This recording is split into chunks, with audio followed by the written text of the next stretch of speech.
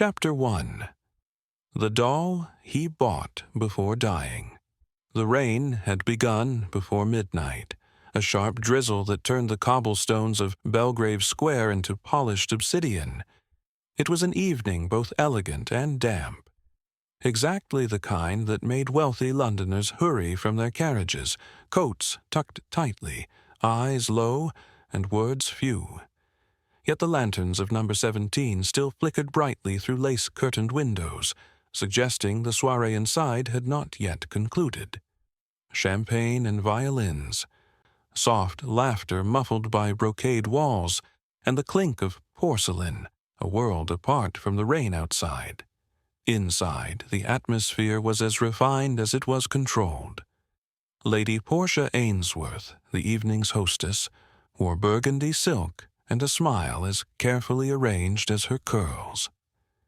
Beside her, her husband, Lord Bernard, stood with the perpetually distracted air of a man married too long to know if he was bored or bewitched. Among the guests were art critics, politicians, a notable actress, and one Hercule Poirot, distinguished not by wealth, but by reputation. Mon Dieu, Poirot murmured under his breath, adjusting his pocket square as he eyed the peculiar object on the side table. Who brings a doll to a gathering of adults, Hain? It was, indeed, a doll, Victorian, glass-eyed, dressed in faded pink satin with lace cuffs and a tiny golden key stitched into its bodice. Its presence seemed absurd amid champagne flutes and caviar, yet the attention it commanded was undeniable. Lady Ainsworth gave a quick laugh when Poirot asked about it. "Oh, that silly thing? It's part of a game, a parlor amusement. Our dear friend Mr. Horace Lytton brought it. He insists it's an antique with a ghost story attached. Naturally, it's all nonsense." Poirot raised a precise eyebrow. "And what is the nature of this amusement?" "A scavenger hunt," Portia replied. "Horace adores his little mysteries.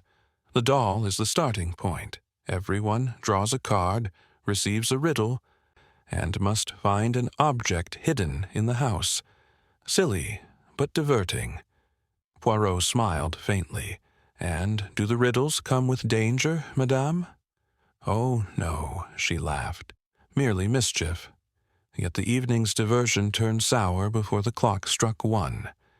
It was Miss Genevieve Holt, the young actress, who first screamed. Her card had led her to the music room, and upon entering, she found Horace Lytton slumped over the piano bench, head resting gently against the keys. The sound that followed was a ghastly discord, low, sustained, like the breath of a dying machine. The music had been accidental, but the silence that followed it was deliberate. Every guest froze. Poirot was first to act. He moved swiftly, knees not as nimble as in his youth, but eyes sharp as ever. Lord Bernard fumbled with the lights. When they flared, Horace's face came into view, pale, his mouth slightly open, a strange froth at the lips. The doll, yes. The very doll sat on the windowsill behind him, its porcelain face turned slightly askew, as though observing the death it had prophesied. Poirot leaned close. No pulse, no warmth. He sniffed the teacup on the floor beside the piano. "Chamomile," he murmured, "but laced with something more bitter, I think." Genevieve sobbed. Lady Ainsworth gasped. Lord Bernard muttered for the butler to call the police. Poirot straightened slowly. "Messieurs et mesdames," he said, raising a hand. "I regret to inform you that Mr. Lytton has died, and not by natural cause." "But how can you be sure?" cried Lady Portia. Poirot turned. "The signs are evident. The tea, the position of the body, the eyes not closed. And more curious than all of this, why is the doll no longer where it began the evening?" A silence fell over the group, uneasy and thick. Poirot stepped back from the body. "I must ask that no one leaves. You are all guests in this house. And now, sadly, all suspects. It was only then that Miss Holt, still shaking, whispered something Poirot caught. I saw him just 10 minutes ago. He was smiling. He showed me the doll. He said, "This is the last thing I'll ever buy." I thought he was joking. Poirot narrowed his eyes. "What does a man mean," he asked softly, "when he says a thing like that, and dies moments later?" The guests looked at one another with wide, blinking eyes. Poirot turned toward the doll, its tiny key now gleaming under the lamplight like an unspoken confession. And outside, the rain still whispered down the window panes. Chapter 2. The first clues, the morning that followed, was a study in strained civility. A gray light filtered through the long windows of Belgrave Square, dimming the gold accents of the drawing room and casting long shadows over silk-upholstered chairs. The guests, now detainees in truth if not in law, sat quietly beneath the chandeliers, their coffee cooling in untouched cups. The doll, once a novelty, had been placed inside a glass cloche on a nearby sideboard, as if its porcelain stillness needed protection from judgment. Poirot, having slept not at all, had spent the earliest hours making notes in a leather-bound journal, notations in neat little squares, like a mathematical equation with pieces still missing. He stood now by the window, watching the sky with an expression unreadable to most, save for those who knew the peculiar machinery of his mind. Inspector Barnley arrived shortly after 8 o'clock, mustached, practical, and already irritated. He was not fond of private detectives, especially foreign ones with poetic accents and a flair for grand conclusions. "You've taken statements already, I'm told," Barnley said, removing his gloves as he entered the drawing room. "I have spoken with each of them, yes," Poirot replied. It seemed wise. People are most candid before they realize they should be careful. Barnley grunted and gestured to the small writing table. "Very well. Let's begin with the scene of the death." The music room had not been disturbed. Horace Lytton's body had been respectfully covered but left in position. The air was heavy with the scent of roses, and something fainter, bitterer. The ghost of poison, perhaps. The teacup still sat beside the piano bench, now crusted with the rim of dried liquid. Barnley crouched and sniffed it, much as Poirot had done the night before. "Chamomile," he said, "but not just that. You think poison?" "I do not guess, mon ami," Poirot said, approaching the piano bench. "I observe. And there is more here than tea." He gestured delicately at the faint outline of fingerprints on the handle of the cup, oily and distinct. Poirot tapped a handkerchief from his pocket, folded it precisely, and held it over the edge of the piano bench. "Notice the small splinter of paper caught between the floorboards," he said. Barnley leaned in. "Yes, could be from anything." "Perhaps," said Poirot, "but I believe it is from the envelope of one of the clue cards, part of the parlor game Mr. Lytton organized." Barnley frowned. "Meaning what?" "Meaning," Poirot said softly, "someone may have used the game as a perfect excuse to approach him. No one would have questioned a guest walking about the house with intent. Least of all, to deliver something as innocuous as a cup of tea." Barnley straightened. "That narrows it down to nearly everyone." Just so. Back in the drawing room, Poirot resumed his posture near the fireplace, where a small brass coal scuttle gleamed dully. The others sat or stood in tight arrangements, their expressions varying between weariness and polite suspicion. Lady Portia held a white handkerchief to her lips, though no tears had fallen. Lord Bernard sat with one leg crossed over the other, chewing his pipe though it was unlit. Genevieve Holt stared out the window, speaking to no one, her posture ramrod straight. Dr. Elwyn Maddox, a retired physician and family friend, adjusted his cufflinks compulsively. And lastly, there was the maid, Elsie, hovering in the corner as if the carpet were coals. Poirot turned to them gently. "I have a question, s'il vous plaît," he said.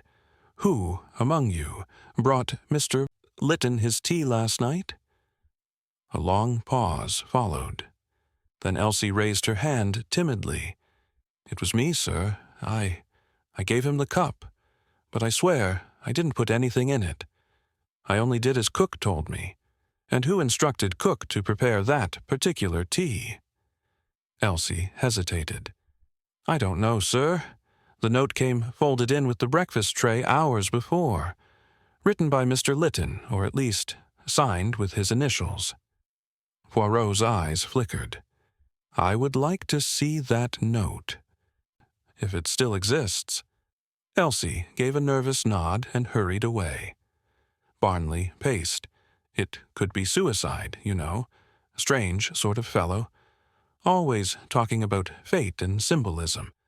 That odd remark to Miss Holt about the doll. The last thing I'll ever buy. Sounds rather theatrical." "Just so," said Poirot, "and therefore suspicious. The man who plans suicide does not make clever remarks. He chooses silence or a note. He seeks escape, not performance." At that moment, Elsie returned with a folded note. Poirot took it gently. The handwriting was jagged and slanted, not unlike Horace's, but lacking his usual grace. Poirot compared it to a sample found in a guest book on the side table. The difference, though subtle, was undeniable. This, he murmured, was not written by the same man. Then someone forged it. Poirot nodded slowly. "Oui, Inspector. And that someone has a reason to kill. Perhaps to silence. Perhaps to provoke." He looked to the doll once more beneath its glass. Its expression had not changed, of course, but it seemed somehow more malevolent in the light of day. Poirot moved closer and bent to examine it. On the underside of the base, barely visible, was an engraving. "For Elise, April 1883. Poirot turned to Lady Ainsworth. "Do you know the doll's provenance?" She looked confused. "Horace said he bought it that morning from a shop in Covent Garden. He said it spoke to him. He was always dramatic like that." "Did he say from which shop?" She shook her head. Poirot smiled gently, but behind his eyes something had stirred. "Then I believe," he said quietly, "we must find the shop, and we must ask it what it has told." And with that, the little gray cells whirred to life, even as the morning pressed forward under a sky still unwilling to lift its veil. Chapter 3. The Gathering of Suspects. The storm had moved on, leaving London washed and glistening in its wake. Outside the Ainsworth home, the wet pavements reflected flickers of traffic, and foghorns bleated faintly over the Thames. But within the drawing-room of number 17, time had slowed to a strange, disquieting crawl. No one had left. No one had been allowed to. The grand morning light, usually celebrated for its gentility, now seemed too revealing, as if every secret long buried might rise from under the parquet floors and breathe. Inspector Barnley, unamused and stiff, stood by the hearth with his notebook, while Hercule Poirot sat, serene and contained, on the smallest of the velvet chairs. His gloved hands were folded. His eyes missed nothing. "As we must remain until the coroner arrives," Poirot said mildly, "perhaps we can pass the time more productively.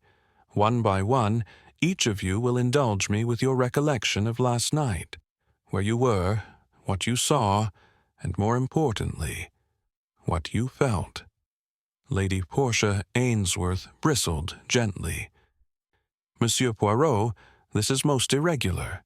"Ah, madame," he replied, with the ghost of a smile, "but murder is always irregular. Let us begin."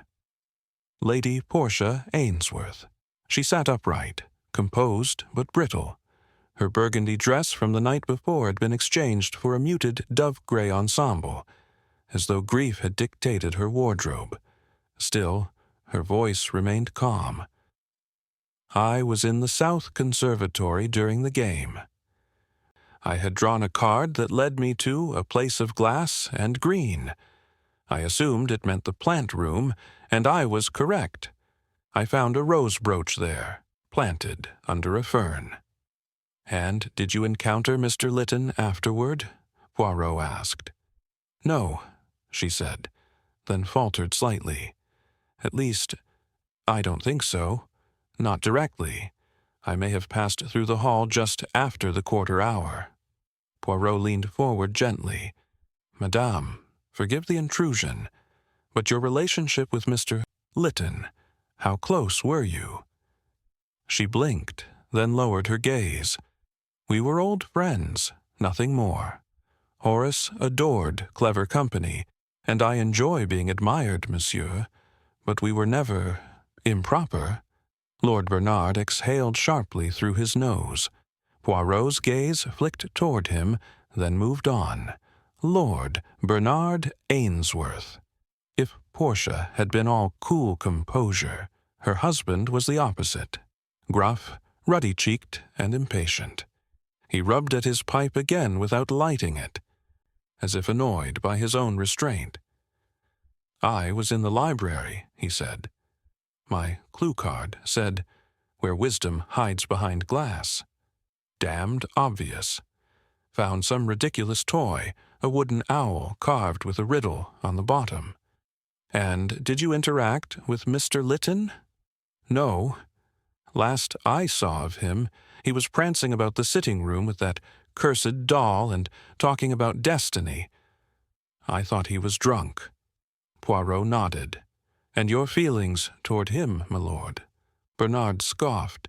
"He was a fop, intelligent, yes, but always chasing meaning in shadows, always meddling. Did he meddle in your affairs?" The room held its breath. "Not in any way that matters now," Bernard said flatly. Miss Genevieve Holt. The actress sat with perfect poise, her profile elegant, her fingers wrapped too tightly around a lace handkerchief. Her eyes were ringed with sleeplessness, but her voice remained practiced and soft. My clue took me to the salon. Where vanity looks at itself. I found a small mirror behind the drapery. She shivered. It was when I returned to the music room that I found him, slumped over the piano. And prior to that, I saw him in the hallway, just before I found him. He was smiling strangely. He held the doll as if it were something precious. He looked at me and said, "You're lucky, Miss Holt. You'll find something tonight that will never leave you." Then he turned and walked away. Poirot steepled his fingers. "Curious. A prophecy, no?" She nodded slowly. He always spoke like that, but this time it felt final. Dr. Elwyn Maddox, the elderly physician, had taken his seat with a sigh, folding his hands neatly over his waistcoat. A gold chain dangled from his pocket, the fob watch still ticking, a mechanical heart amid the stillness. "My clue led me to the billiard room," he said. "Something about green baize and pockets.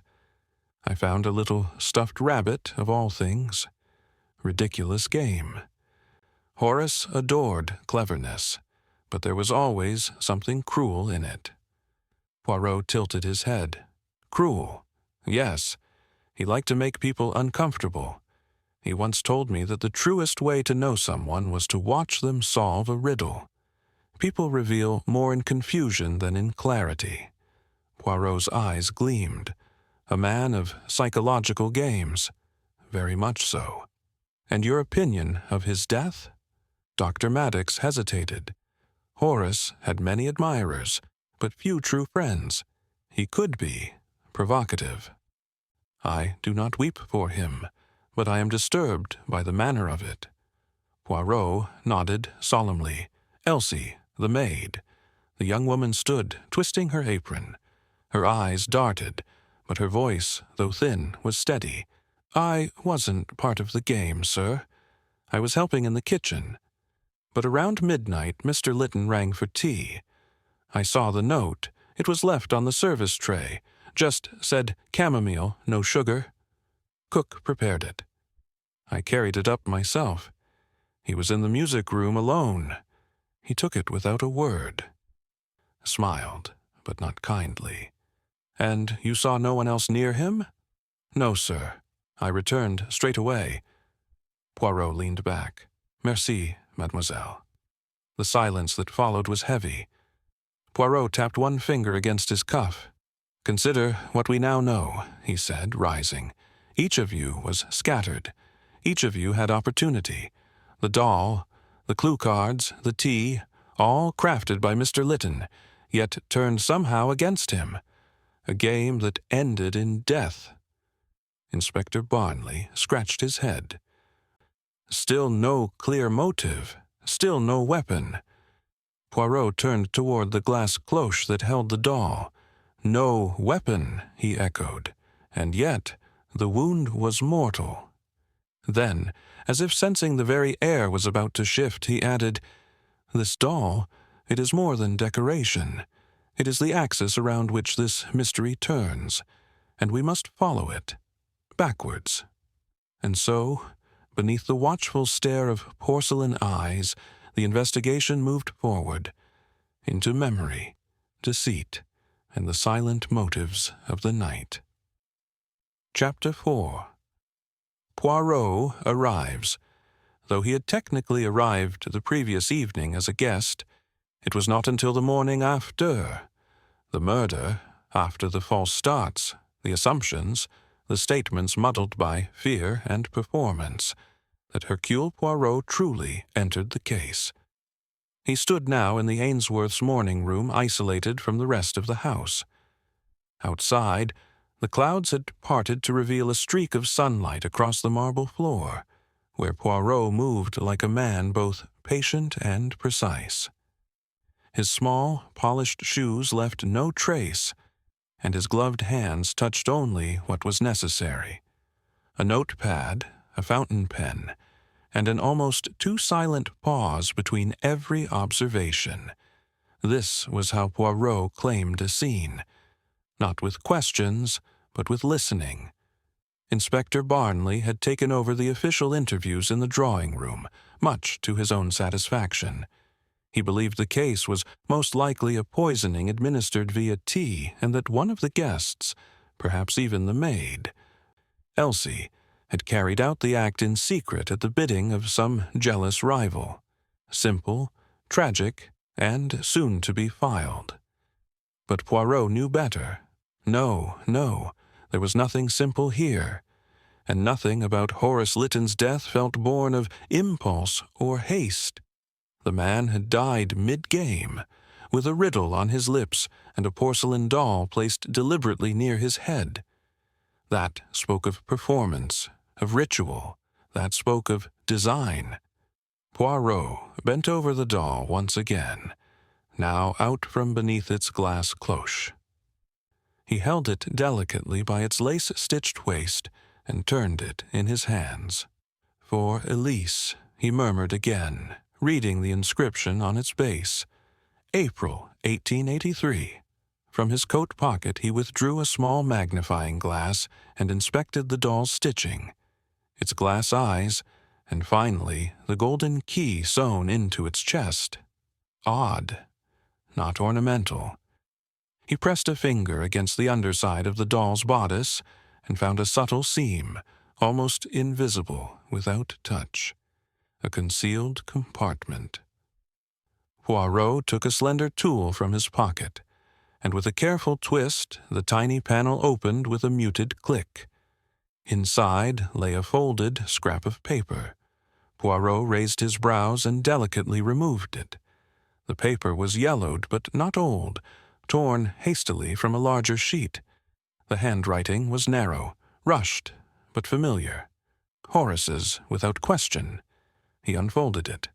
The message read, "Find the girl with the broken tongue. She knows what the rest forget." Poirot read it 3 times, then folded it once more and placed it into a small envelope in his notebook. It was not time yet to share. Not with Barnley, and certainly not with the guests. Outside the room, the household stirred with the muffled clink of teacups and forced pleasantries. Poirot stepped into the hall and was met by Lady Portia herself, her hands neatly gloved, her expression gracious but taut.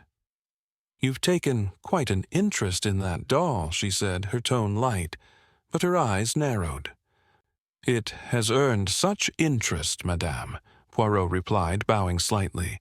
"A strange relic to bring to a party, and yet it seems to hold more than one voice." Portia smiled thinly. Horace adored symbolism. He once said that objects retain emotion like water retains heat. He'd find your interest charming. "Charming, perhaps," Poirot said, "but also dangerous. You see, I believe someone else knew that Horace Lytton would bring this doll, and that someone used it to stage a crime with the flair of poetry." Portia blinked. "Staged? Are you suggesting—" "I suggest nothing yet," Poirot said gently. "I merely listen. To objects, to timing, to contradictions." He took a slow step closer. "You say Horace purchased this doll the morning before the party, and yet it contains a note, hidden, intentionally, written in his hand. That suggests prior planning, or access to the doll before it was acquired." Portia's composure wavered. Just slightly.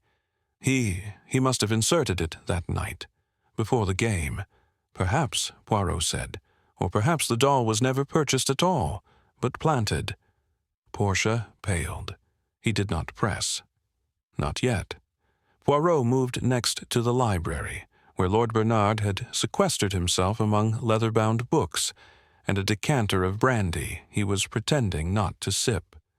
He looked up as Poirot entered. "Back again?" Bernard asked. "Haven't you wrung all the drama from last night?" Poirot ignored the barb. "Tell me, my lord, you were once in business with Mr. Lytton, were you not?" Bernard stiffened. "That was years ago. A few ventures, nothing lasting. But enough to sour, perhaps? He was known to be cunning with contracts." Bernard's eyes flashed. "He was clever, yes. But he didn't wrong me, if that's what you're fishing for." "Ah, no, not fishing," Poirot said softly. "Merely walking along the shore, waiting to see what the tide reveals." He let the silence linger, then bowed again and turned to go. From the hallway, he caught sight of Miss Holt seated alone in the west corridor, by the window where the light poured in at a narrow slant. She sat perfectly still, a cup untouched on the table beside her. Poirot approached quietly. "You are very still, mademoiselle." She turned, startled. "I don't know what to do, monsieur. Everything feels artificial now." Poirot sat beside her. "Mademoiselle, I must ask something unusual. This doll, Horace's last purchase. Did you see it earlier than last night? Perhaps in the days before?" Genevieve thought, then frowned. "He had it with him at lunch the day before the party.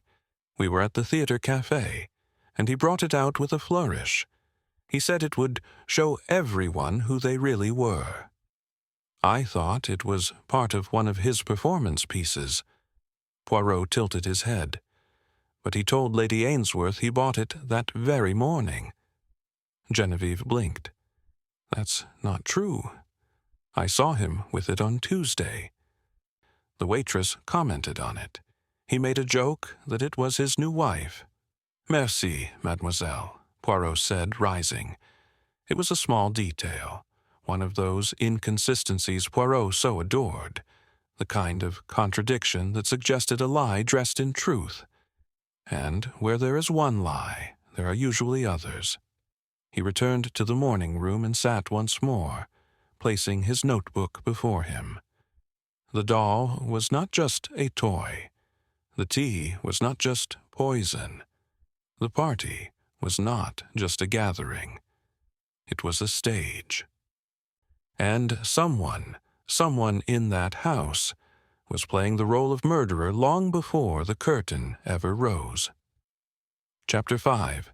Initial interviews begin. The atmosphere inside number 17 Belgrave Square had shifted once again, as if the house itself sensed the change in gravity. What had begun as shock and confusion was now congealing into a tension more precise, an invisible net slowly drawing inward. Poirot had taken control of the situation not by force, but by presence. His manner, crisp and unhurried, exuded the quiet authority of a man who sees far more than he says. Inspector Barnley, though officially in charge, had retreated somewhat to the periphery. He had begun to recognize, grudgingly, that Poirot's instincts were sharper than procedure allowed, and so the Belgian detective began his private interviews, one by one, in the oak-paneled study, a room removed just enough from the scene of the crime to soften the edges of dread. Poirot sat behind the desk, the doll placed precisely in the center, as if presiding over the proceedings. The chair across from him remained empty until summoned. The first interview, Elsie, the maid. She entered nervously, wiping her hands on her apron before folding them tightly. Her eyes darted around the room but always returned to the doll, with a mixture of fear and fascination.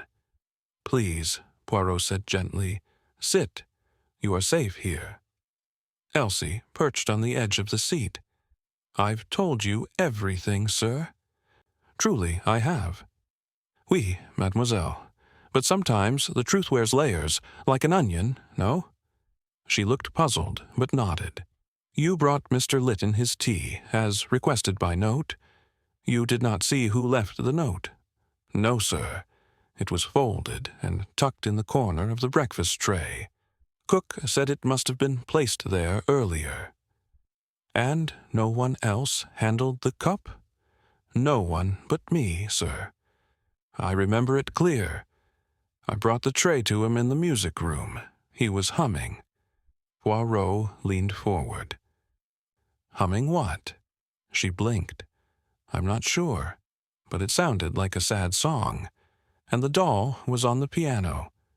Did he say anything?" "He looked up at me and said, 'The tea comes just in time. The final note always arrives too late.' Then he laughed." Poirot frowned. "And did anything seem strange about the tea tray?"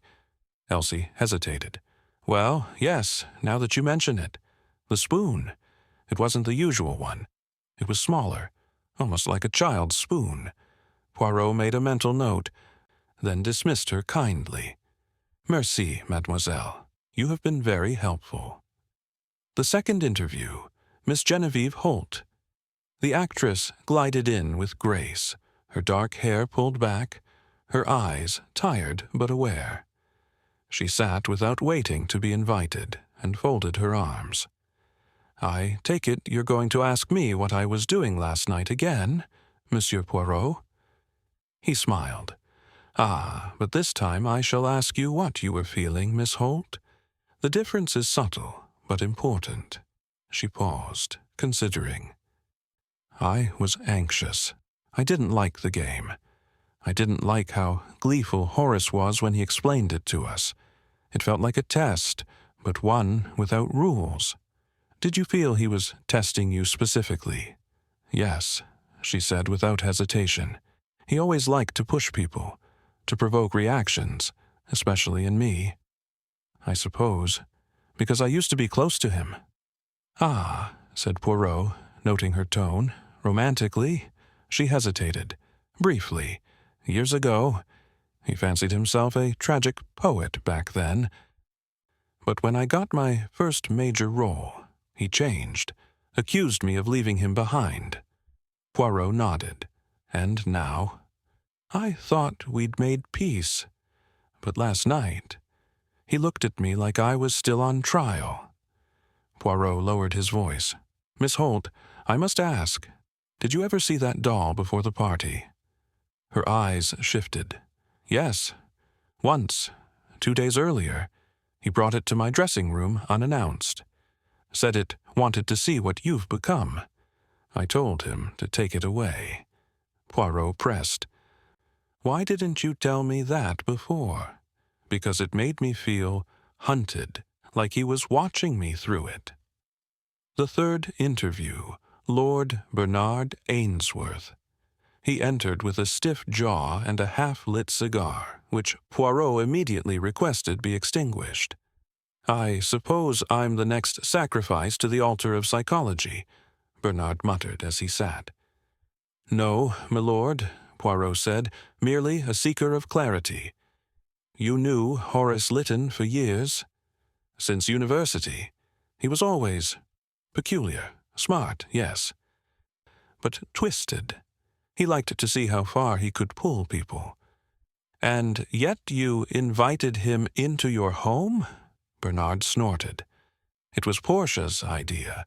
She always had a weakness for dramatic fools. Said it would make the party more interesting. Were you aware of any recent quarrels between Mr. Lytton and your wife? He stiffened. They had a row at the art gallery 2 weeks ago. Something about a sculpture he donated being mislabeled. He accused her of deliberately misrepresenting his work. Did he threaten her? He said something like, "One day they'll see you for what you are." She brushed it off. Poirot folded his hands. And you, did you ever feel he posed a danger? Bernard leaned forward. Poirot, the man played games for a living, and someone decided to end the game. I didn't do it, but I can't say I'm surprised it happened. The fourth interview, Dr. Elwyn Maddox. The physician was the only one who entered calmly, a quiet steadiness in his steps. He took the seat, adjusting the cuffs of his white shirt. You're methodical, Doctor, Poirot began. That is good. Tell me, what was your impression of the body when you saw it? No signs of external trauma, no blood. His posture indicated paralysis, perhaps from a fast-acting alkaloid. His lips were discolored, but not enough to indicate cyanide, most likely something subtler, possibly atropine or aconitine. Poirot nodded. You are familiar with such substances. Maddox met his gaze. I worked in a hospital for 30 years. Poisons were not uncommon in attempted suicides, but this was no attempt. This was done to him. Could someone in this house obtain such a poison? Maddox hesitated. Most likely not, unless they knew precisely where to look and how to administer it. It would take knowledge. Like a doctor? Maddox held his stare. Yes, monsieur, like a doctor, but also like a botanist, or an artist with access to pigments. Knowledge is not monopoly. Poirot leaned back. Indeed, he closed his notebook softly. 4 interviews, 4 versions of Horace Lytton, none alike, each bearing pieces of admiration, resentment, fear, or buried history. The doll remained on the desk, silent and strange. The first layer of the onion had been peeled. What lay beneath, Poirot thought, was darker still. Chapter 6. The First False Lead. By late afternoon, the mood inside the Ainsworth estate had settled into a strange stillness, less the quiet of calm than the hush of something lying in wait. The air was thick with unease, like the breath before a storm. The police had come and gone, the coroner had removed the body, and yet the house remained weighted by an invisible pressure. The guests had not been released. No one had asked to leave. It was as if Poirot's presence, calm and unflinching, tethered them all like knots in an unfinished thread. Poirot, meanwhile, paced the drawing-room in slow, measured arcs. His eyes did not drift, nor did his steps falter. He was thinking, not merely about the murder, but about the performance around it. There was, unmistakably, an elegance to the crime. The poison, the setting, the doll, each chosen not for efficiency but for symbolism. And symbols, Poirot knew, often told truths that words concealed. Inspector Barnley returned shortly after 6, his coat damp from a brief walk, and his face alight with what he clearly considered a breakthrough. "Poirot," he said briskly, "we've got something solid." Poirot raised a brow. "Oh." Barnley held up a sealed evidence bag containing a bottle. Its label faded, but its contents unmistakably herbal.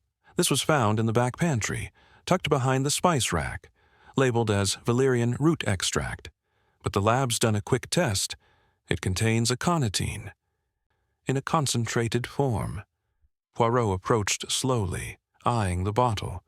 "Aconitine," he murmured, "from monkshood, a poison that paralyzes, silences the lungs. How poetic." Barnley nodded. "And here's the best part. It's labeled in handwriting. Our team compared it to writing samples from the house." He pulled a second envelope from his coat. "It matches one of the guests, Dr. Elwyn Maddox." A silence followed.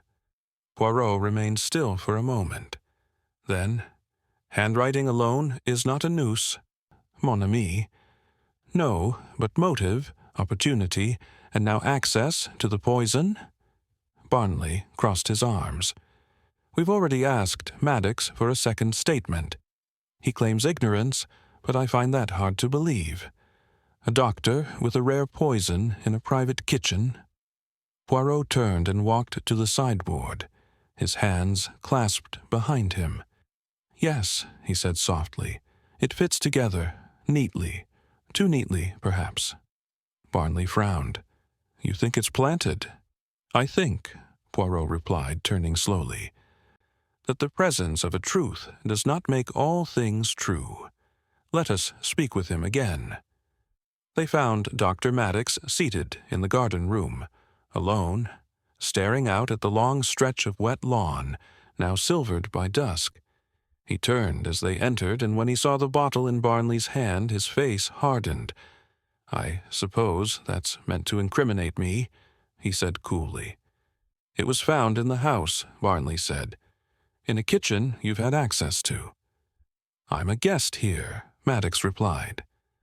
"I've never set foot in the pantry, and I don't label my medicines with fountain pens and tea-stained paper."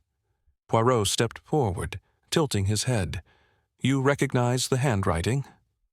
Maddox nodded. "Yes, it's mine. But the label is old, at least a year or more. I donated some herbs and extracts to Lady Ainsworth's charity auction last spring. I often bottle my own tinctures. Valerian, chamomile, even foxglove. Used correctly, they're therapeutic. And misused. Lethal," Maddox admitted. "But I haven't had aconitine in my possession in over a year. If that's one of my old bottles, someone swapped the contents." Poirot's eyes narrowed. "You suspect who?" "I suspect the one person who always thought poison made for good theater, Horace himself." Barnley bristled. "You think he poisoned his own drink?" "I think he might have staged it. He loved staging things. He once faked a fire alarm just to watch people evacuate." Poirot did not smile. "Would he go so far as to risk death?" "I wouldn't have thought so," Maddox said. "But he was obsessed lately, with endings.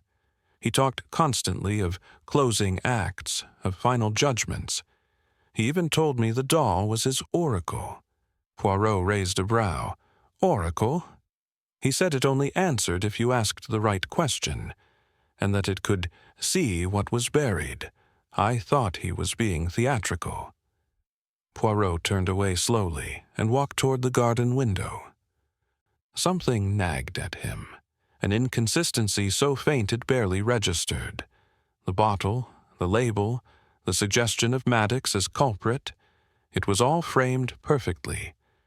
But Poirot knew how a real murderer operated, not with neatness, with fear, with improvisation, and fear was always messy. He turned back. "Monsieur Maddox," he said quietly, "one final question. On the evening of the party, did you touch the piano in the music room?" Maddox blinked. "The piano? No. Why would I?" Poirot gave a thin smile. "Then I am most intrigued, Doctor. For someone did, and left behind a smear of oil and something else. Something gritty, like residue from the powdered root." Maddox was silent. Barnley stepped forward, ready to press, but Poirot raised a hand. "No, no, let it rest.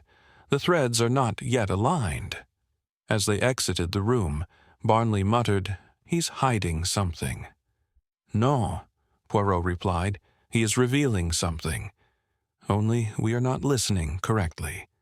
They returned to the study. Poirot picked up the doll again. Its weight was peculiar, heavier than it should be. He turned it once more, and something inside shifted. He pressed his thumb against the back panel and heard the faintest click. Inside, behind the hidden compartment, another object rested.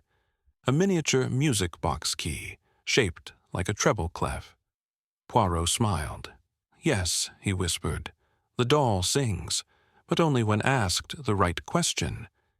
And so, while the false lead had nearly caught its fish, Poirot had seen the bait for what it was, a hook too visible, a trap too tidy. No, the killer had not slipped yet, but they would. They always did, especially when they believed themselves cleverer than the curtain's final cue. Chapter 7. The psychological game night had returned with velvet quiet. The heavy curtains at number 17 Belgrave Square were drawn, lamps glowed gently in amber pools, and the sounds of the city beyond the windows seemed distant, insignificant echoes to the drama unfolding inside. The guests had retreated to private corners of the house, yet none had managed sleep. They wandered the corridors in slippered steps, whispering in stairwells, watching each other as though each bore a secret too delicate to touch. In the drawing room, Hercule Poirot sat with his hands tented, the porcelain doll beside him like a mute conspirator. Inspector Barnley had retired upstairs, weary from chasing the thread of Dr. Maddox's apparent guilt. But Poirot knew the thread was tangled intentionally. The poison bottle, the handwriting. It was a lure. And the true killer, he was certain, was still watching, still adjusting the scene from the shadows. Now came the part Poirot understood best, the moment when emotion, not logic, would offer the next clue. For people lied, but feelings, feelings always leaked through. And so, one by one, he summoned the suspects again, not for formal interviews, but for conversation. This time he asked no questions about cups of tea or footprints. No, Poirot was laying traps not of evidence, but of self-perception. Miss Genevieve Holt arrived first, cloaked in her robe, eyes dark-rimmed from lack of sleep. Poirot gestured to the seat beside him. "I have been thinking, mademoiselle," he said kindly, "about your performances, about how you inhabit roles." Genevieve blinked. "This is hardly the moment for theater discussion, monsieur." "Oh, but you are wrong," Poirot said gently. "It is precisely the moment. For I believe this house has become a stage, and we, actors, some playing their parts too well and others not quite well enough." She gave a nervous laugh. "And what role do I play?" Poirot tilted his head. "That is what I wonder. Are you the ingénue, the witness, or perhaps the distraction?" Her smile faded. "I never wanted to be part of a murder," she whispered. "But Horace, he made everything a story, even pain. You speak as if he wronged you." She swallowed. "He did. Not violently, but he twisted what I gave freely, my affection, and made it a parlor trick, a rehearsal for betrayal. He took my vulnerability and turned it into spectacle." Poirot observed her closely. "And yet you stayed friends?" She nodded slowly. "Because I thought if I stayed in his orbit he wouldn't use me again." I was wrong. Poirot stood and walked to the sideboard, pouring her a glass of water. "Do you know who he feared most?" he asked. She shook her head. "Himself," Poirot replied. "But I believe someone in this house feared him more." He offered her the glass. Her hand trembled as she accepted it. Next came Lord Bernard Ainsworth, looking disheveled, his collar unbuttoned, a whiskey glass half empty in his grip. "You seem tired, milord," Poirot said softly. Bernard sank into the armchair, exhaling loudly. "I'm tired of performance." "Ah," Poirot said, "you echo Mademoiselle Holt's sentiment. She too believes this house is a stage." "Then Horace was the playwright," Bernard muttered. "Always pushing people, always needling. But he pushed too far this time." Poirot lowered himself into the seat across from him. "Tell me something. The doll, it unnerved you, no?" Bernard's jaw twitched. It was grotesque, childish. He paraded it like a prophet. Said it would reveal all truths. Damned theatrics. Poirot leaned in gently. "He said something else, too. This is the last thing I'll ever buy." Bernard looked away. "You heard him say it, didn't you?" Poirot pressed. "And it frightened you." "I thought it was one of his games," Bernard muttered. But there was something final in the way he said it. Poirot stood and adjusted the lamp beside them. "Guilt," he said softly, "wears many coats. Some fit too well." Bernard said nothing. Lady Portia arrived last, regal even in grief, her hair pinned in perfect coils, her movements measured. "I do hope, Monsieur Poirot," she said coolly, "that you are not preparing a grand reveal with all of us gathered. That sort of thing is, how shall I put it, rather gauche." Poirot chuckled. "No, madame, not gauche, merely clarifying. But no grand reveal tonight." She folded her arms. "Then why summon me?" "I have been thinking about truth," he said. "About how it hides." Portia's brow lifted. "And you think I am hiding something?" Poirot rose and walked slowly to the mantel, where a framed photograph of the Ainsworths sat. "You were fond of Horace," he said, "more than you admit." Her silence was answer enough. "You argued at the gallery. He accused you of stealing credit for his work. What was it, really? A sculpture? Or an idea?" Portia's lips pressed together. He believed his contribution was undervalued. "But truthfully, I found his recent work erratic." "Erratic enough," Poirot murmured, "that you feared he might destroy your reputation." She took a slow breath. "He hinted he would reveal something," she said quietly. "Something personal, from the past. But I didn't kill him, monsieur." Poirot nodded. "No, but you wished him silent." She looked away. "Does that make me guilty?" "It makes you human." Later that night, Poirot sat alone in the drawing-room. The interviews had yielded no confessions, no physical evidence, and yet he had begun to see the shape of the truth, not through facts, through fractures. They had all cracked, just slightly, and one of them was cracking deeper. He returned his gaze to the doll. He inserted the treble clef key, turned it once. A soft melody began. Not just any tune. It was Beethoven's Für Elise, played in the strange, lilting notes of a hidden mechanism, and there, beneath the final bars, came a whisper, not of sound, but of intention. The game was not yet over, but someone had just heard the music playing, and their nerves would not hold much longer. Chapter 8. A secondary mystery. The next morning broke cold and brittle, as if the air itself had taken on the tension that hung over No. 17 Belgrave Square. Despite the delicate fragrance of Earl Grey and the quiet clink of silverware at the breakfast table, the atmosphere was anything but domestic. There was no laughter, no idle chatter.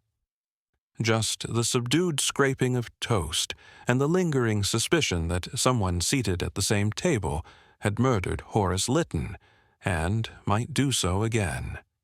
Poirot, ever precise, appeared fashionably late, dressed immaculately in charcoal gray, with a faint lilac pocket square, and eyes that gleamed with private calculations. He greeted the guests with courtesy, but offered no comfort. "Bon matin, mes amis," he said with a slight nod, "though I confess the mood is not what one hopes for at a breakfast table." Lady Portia attempted a weak smile, but it faltered quickly. Miss Holt merely stared into her tea.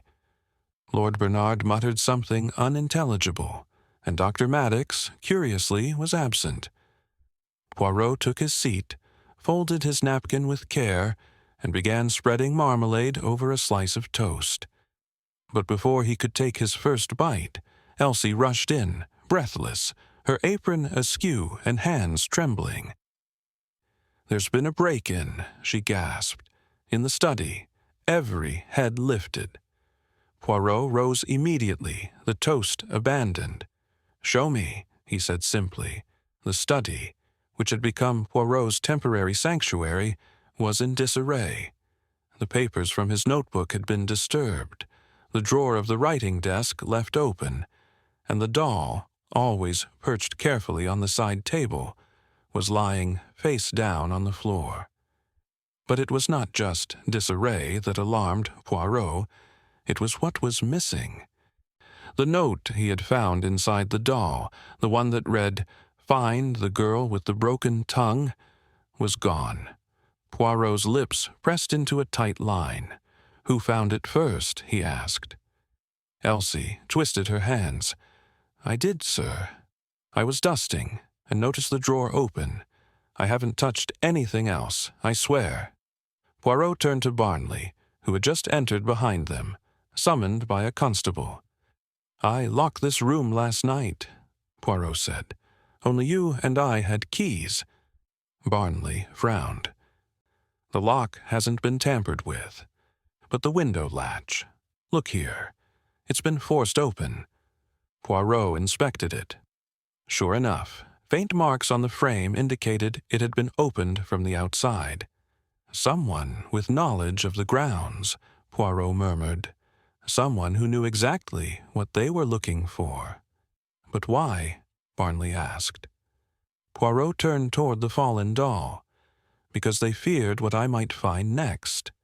He picked up the porcelain figure and turned it gently in his hands.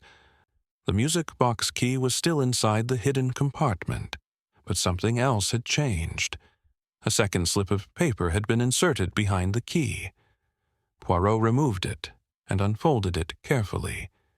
It read, "If you open one mouth, you silence another." His eyes narrowed. "A warning," he said softly, "or perhaps a threat." Barnley stepped back.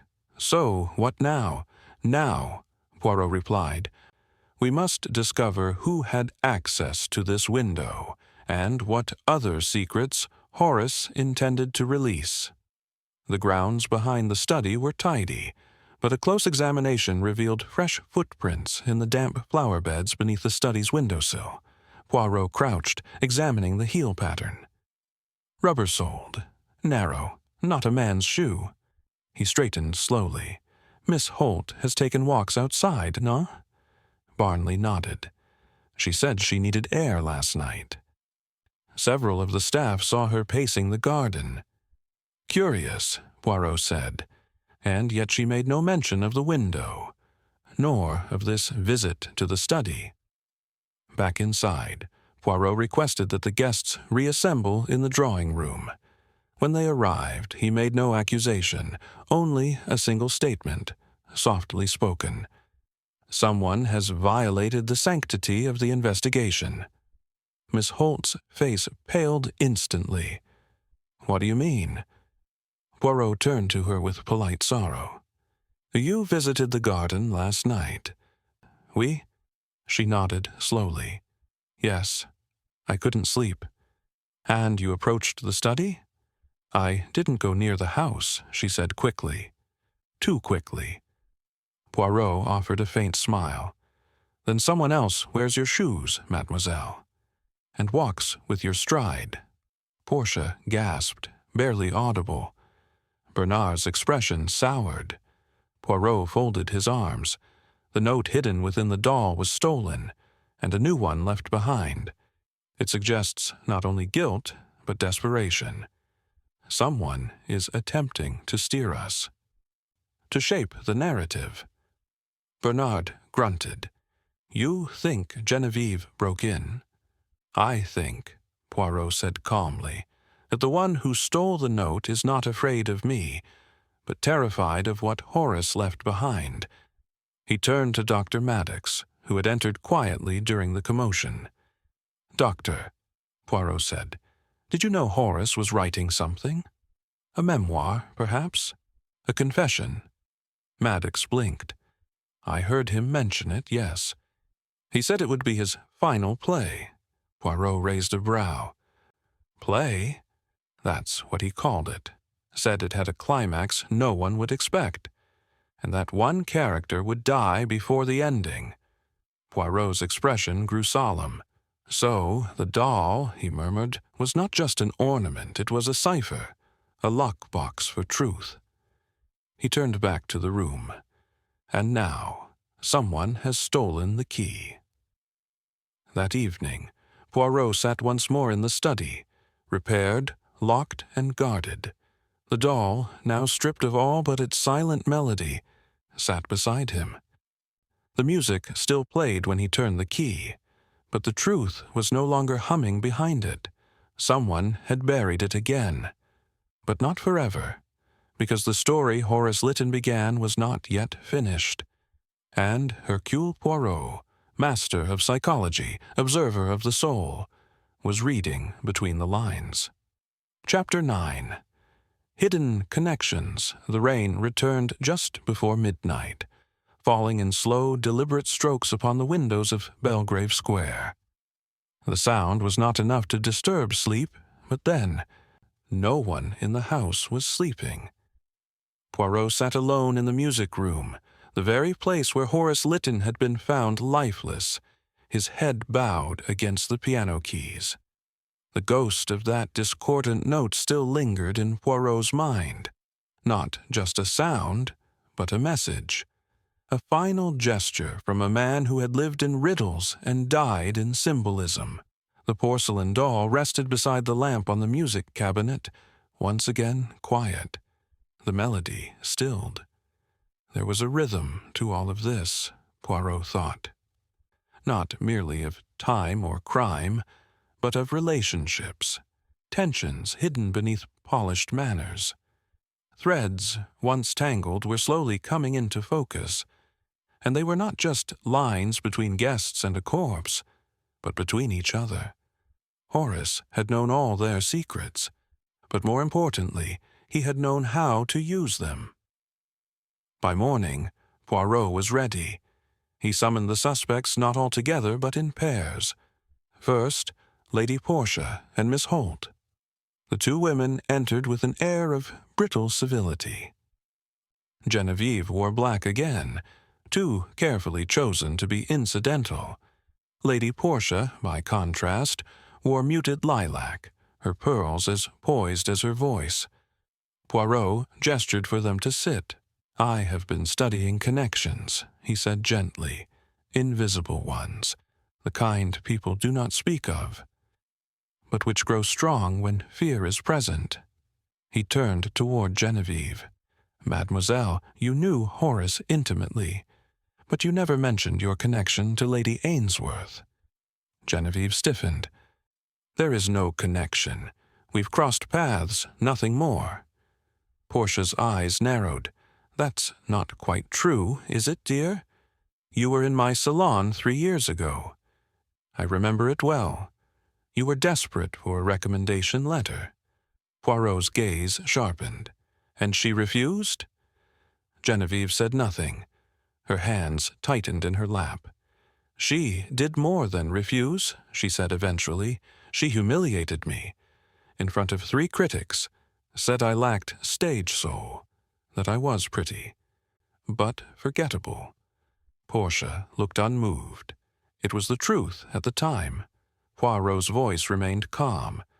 Yet 3 months later, Miss Holt received the lead in a play funded in part by Lord Ainsworth's estate.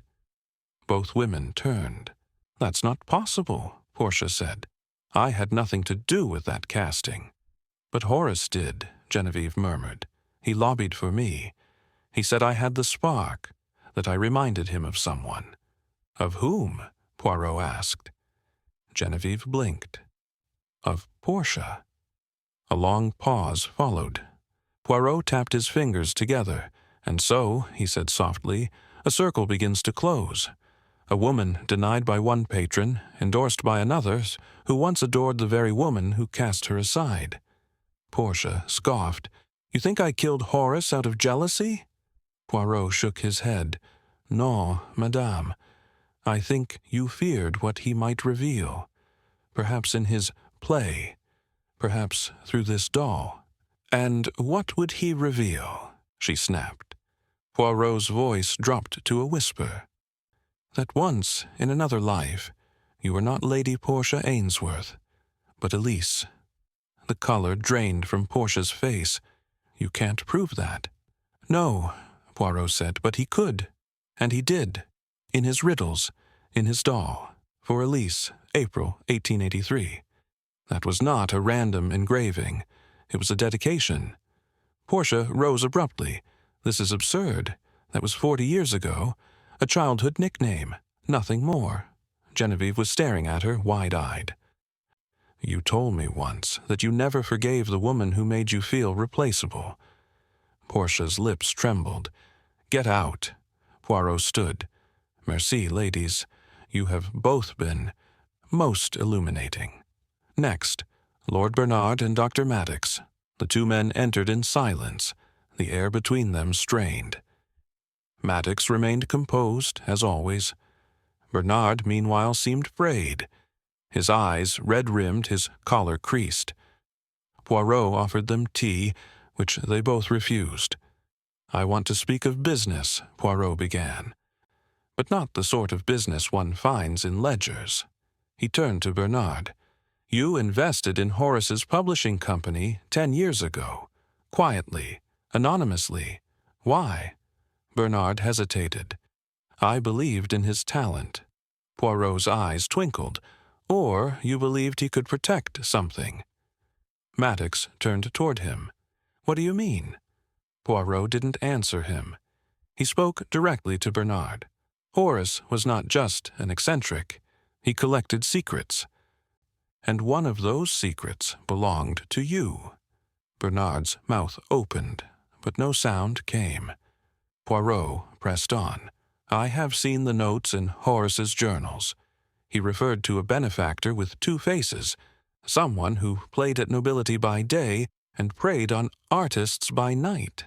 Maddox stood sharply. Are you suggesting? No, Poirot said, raising a hand.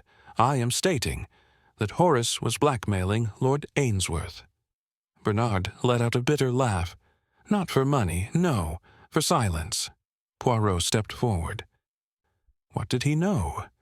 Bernard looked toward the window, jaw clenched. I was young, foolish. There were letters, nothing scandalous by today's standards, but damning then. Maddox looked stunned. You paid him to keep quiet? No, Bernard said. I paid him to forget. Poirot's gaze was heavy. and he remembered. A silence passed. Then Poirot said, "That is all for now, monsieur, but I thank you for your honesty." That night, Poirot returned once more to the study. The doll sat before him. He turned the music key, and again the haunting notes of Fur-Elise played, a melody for the past, a song for secrets buried in velvet silence. He now knew what tied them together: betrayal, rejection, revenge. Horace Lytton had not simply orchestrated a game.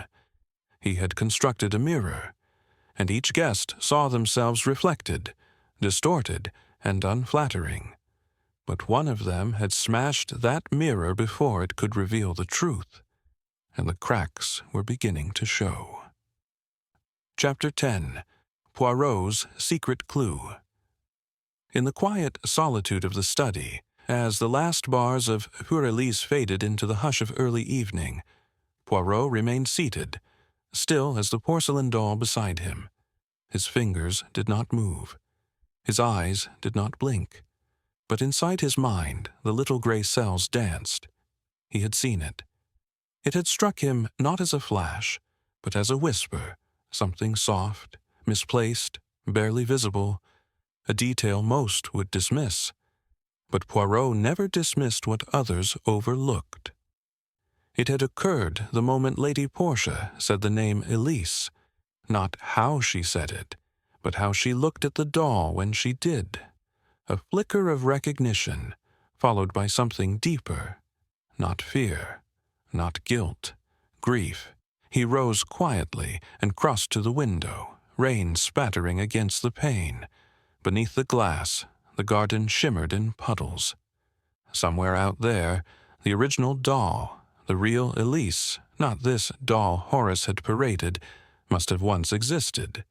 This one was a replica. He knew that now. And that changed everything.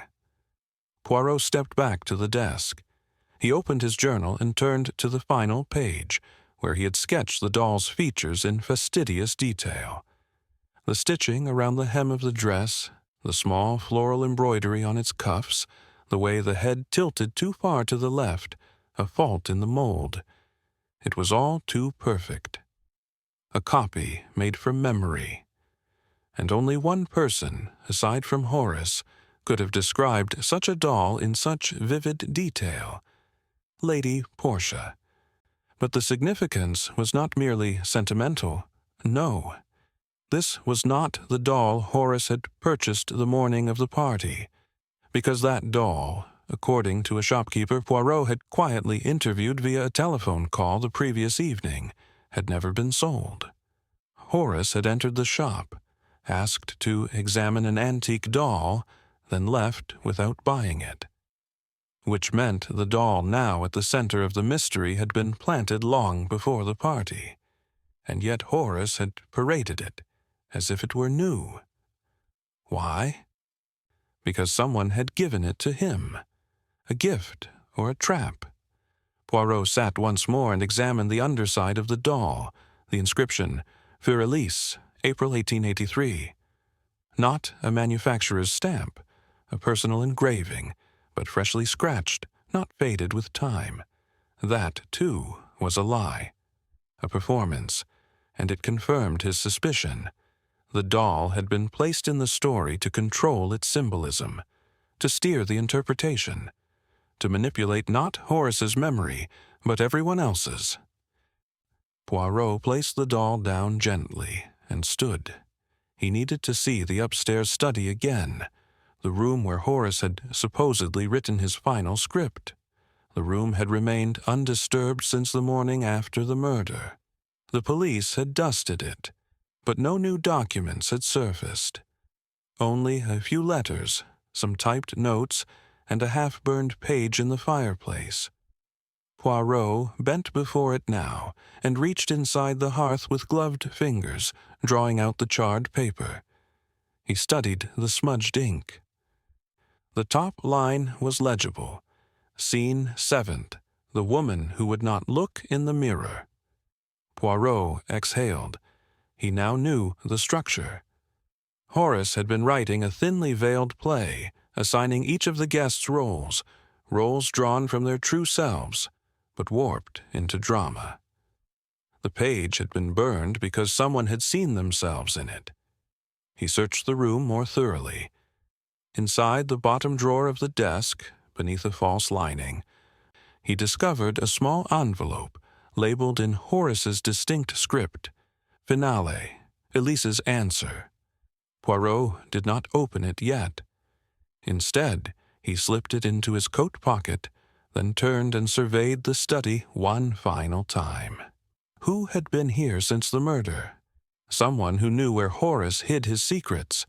Someone desperate to stop the final act. Poirot returned to the drawing room and found Elsie dusting along the window sills. She curtsied as he entered.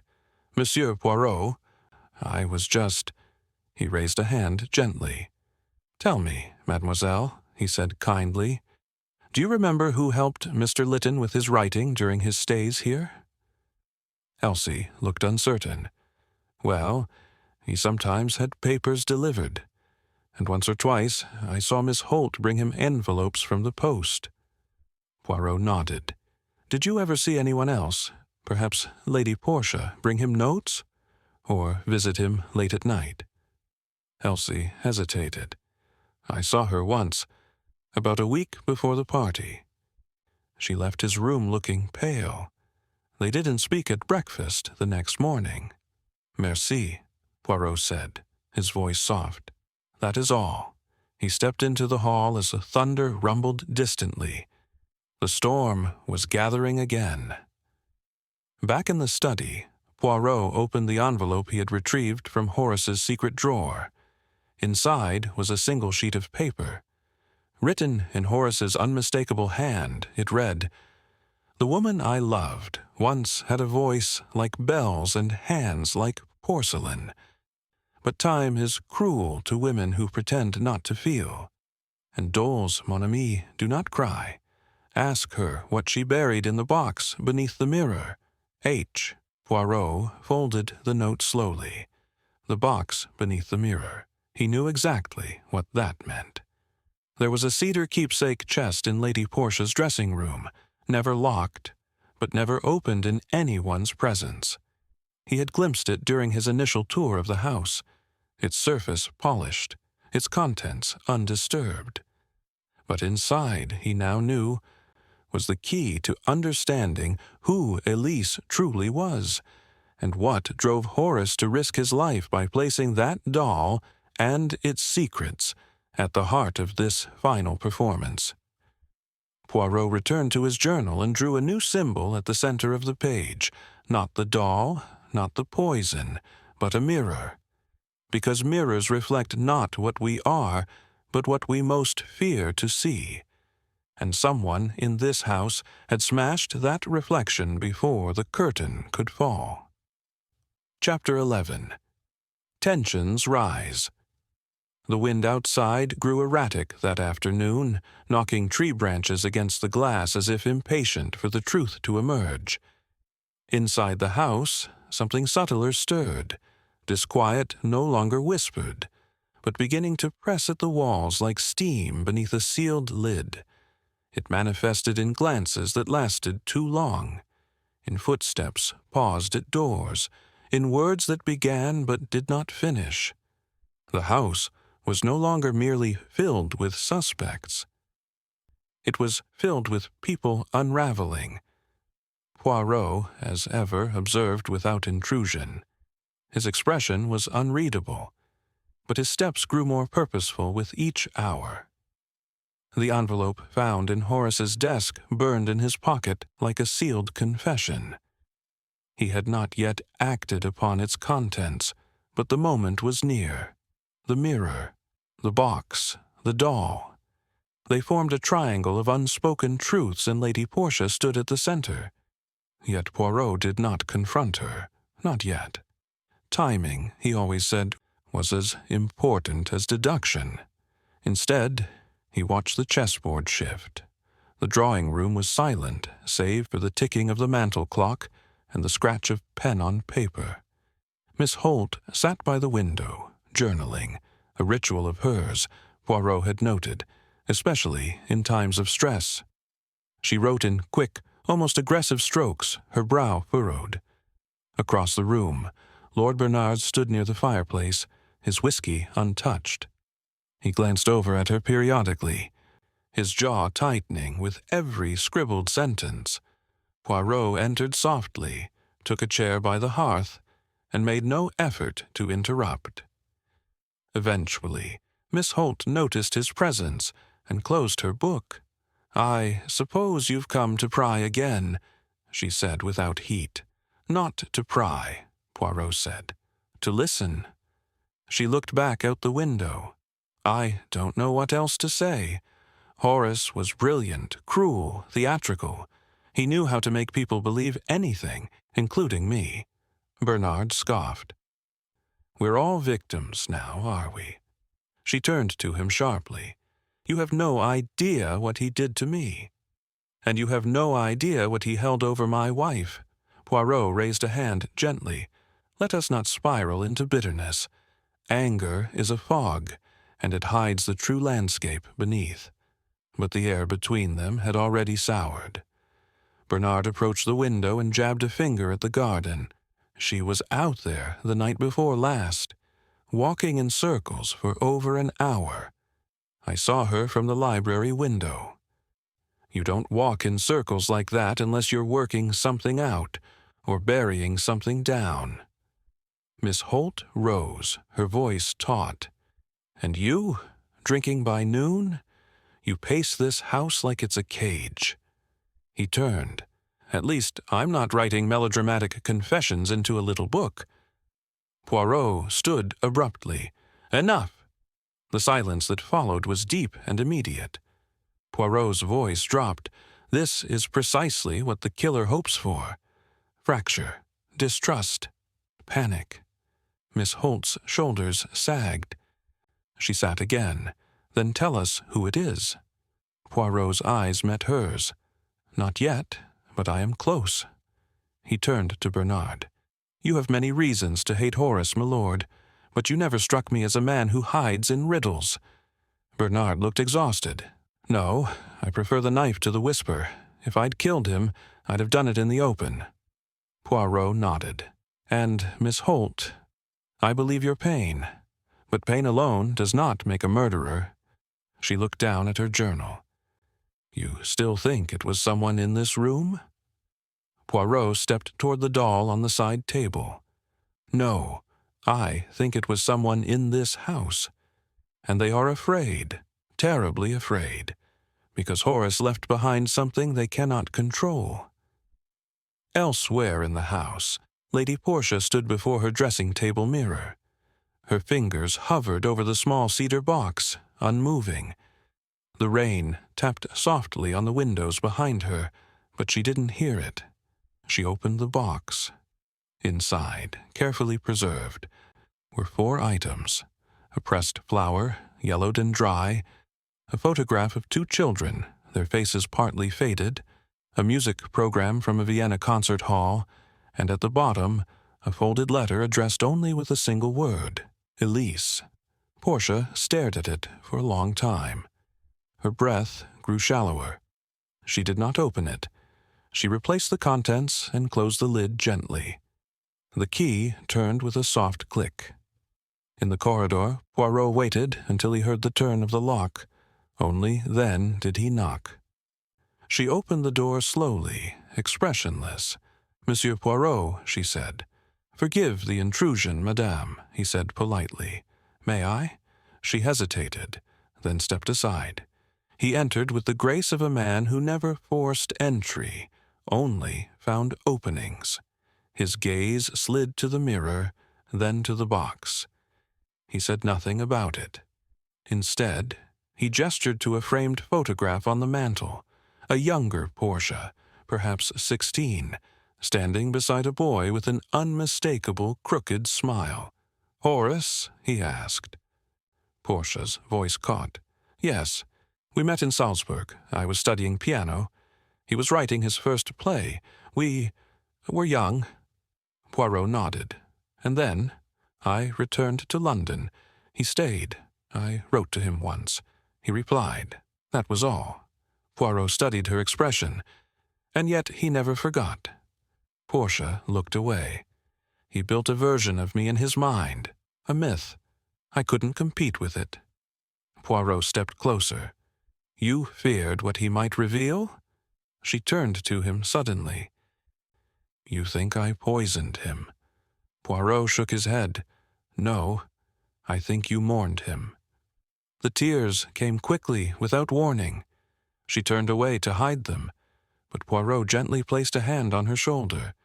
Even myths, he said softly, leave real grief. That night, the guests dined in near silence. The table, once adorned with crystal and laughter, felt like a funeral altar. The storm outside howled louder. The chandelier trembled slightly overhead. Poirot did not eat. He sat at the head of the table watching. Dr. Maddox was unusually pale. Miss Holt barely touched her food.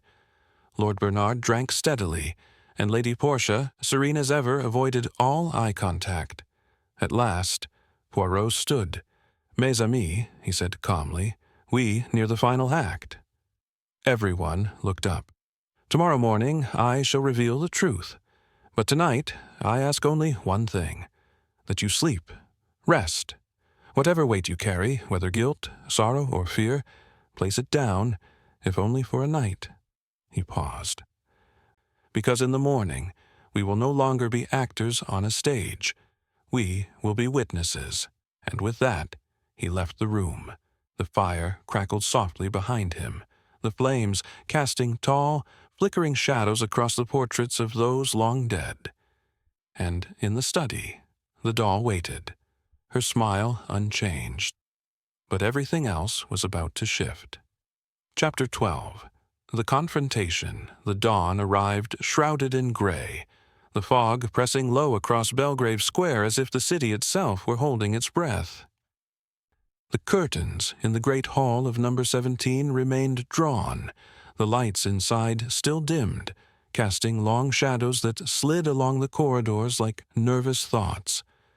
But Hercule Poirot was already awake, meticulously dressed, already fed, already thinking. Today he would begin to squeeze the truth out, not through accusation, but through pressure. He did not need a confession just yet. He needed a slip, a single crack in the porcelain mask, and he knew exactly where to press. At 8 o'clock sharp, he requested Miss Genevieve Holt join him in the study. She arrived 10 minutes late, her face pale and drawn, her hair pinned too tightly, as though discipline might hold her together. Her journal was in her hands, though clutched more like a shield than a diary. "Sit, mademoiselle," Poirot said gently. She did. The doll lay on the table between them, as it always did now, like a mute witness. Poirot reached into the drawer and placed before her something new. A copy of the burned page from Horace's manuscript. Scene 7th, the woman who would not look in the mirror. Genevieve's lips parted slightly. "Where did you get that?" "Recovered from the fireplace," Poirot said, his voice calm. "Most of it was destroyed, but not before I read the line below the title." He leaned forward, steepling his fingers. "She writes the truth, but lives a lie." Genevieve blinked rapidly. Poirot tilted his head. "Tell me, mademoiselle, what were you writing all these days in that little book of yours?" She hesitated. "It's personal." "Ah, but so is murder," he said softly. And Horace knew that. He did not kill with poison alone. He killed with suggestion, with the fear of exposure. You wrote to survive him, perhaps, to reclaim control, but you are not the only one he wrote about. Genevieve swallowed hard. "Are you accusing me again?" "No, mademoiselle. I am inviting you to be honest." She hesitated, then opened the journal with trembling hands and turned to a marked page. He said he wanted to make me his final performance, that he would twist everything I told him in confidence and make it grotesque. I wrote it all down in case I ever had to defend myself, but I didn't kill him. Poirot scanned the page briefly. There, in sharp ink, he asked what it felt like to be invisible when I wasn't on stage, as if I stopped existing unless lit from above. Poirot met her eyes. He preyed on your vulnerability. Yes, yet you stayed. She smiled bitterly, because he promised me the lead role in his new play. He said it would immortalize me. Poirot leaned closer. And what did he say the play would be called? Genevieve hesitated. The doll that would not close her eyes. Poirot sat back. That was new. Merci, he said. You have been more helpful than you know. Later that morning, Poirot requested a private word with Lord Bernard. They walked the garden paths in silence at first, boots pressing faint indentations into the dew-covered gravel. The wind had picked up again, tugging at coat hems and carrying with it the scent of damp stone and clipped boxwood. "You have not asked for a lawyer," Poirot said suddenly. Bernard scoffed. "Should I? You've been blackmailed, humiliated, threatened, and yet you stay. Most men would run." "I'm not most men," Bernard muttered. "And if I leave, I look guilty." Poirot studied his face. "You are protecting your wife, no?" Bernard's jaw twitched. "Portia is complicated, but she's not a killer." "No," Poirot said, "but she is Elise." Bernard stopped walking. Poirot continued. "She did not deny it, but she tried to bury it. And Horace, he refused to let her forget." Bernard stared into the hedge. "He brought the doll to torment her. I think that's why she feared him." "Then why keep it in the house?" Poirot asked. "Why allow the doll to sit in full view even after Horace's death?" "I tried to remove it," Bernard said quietly. "She wouldn't let me.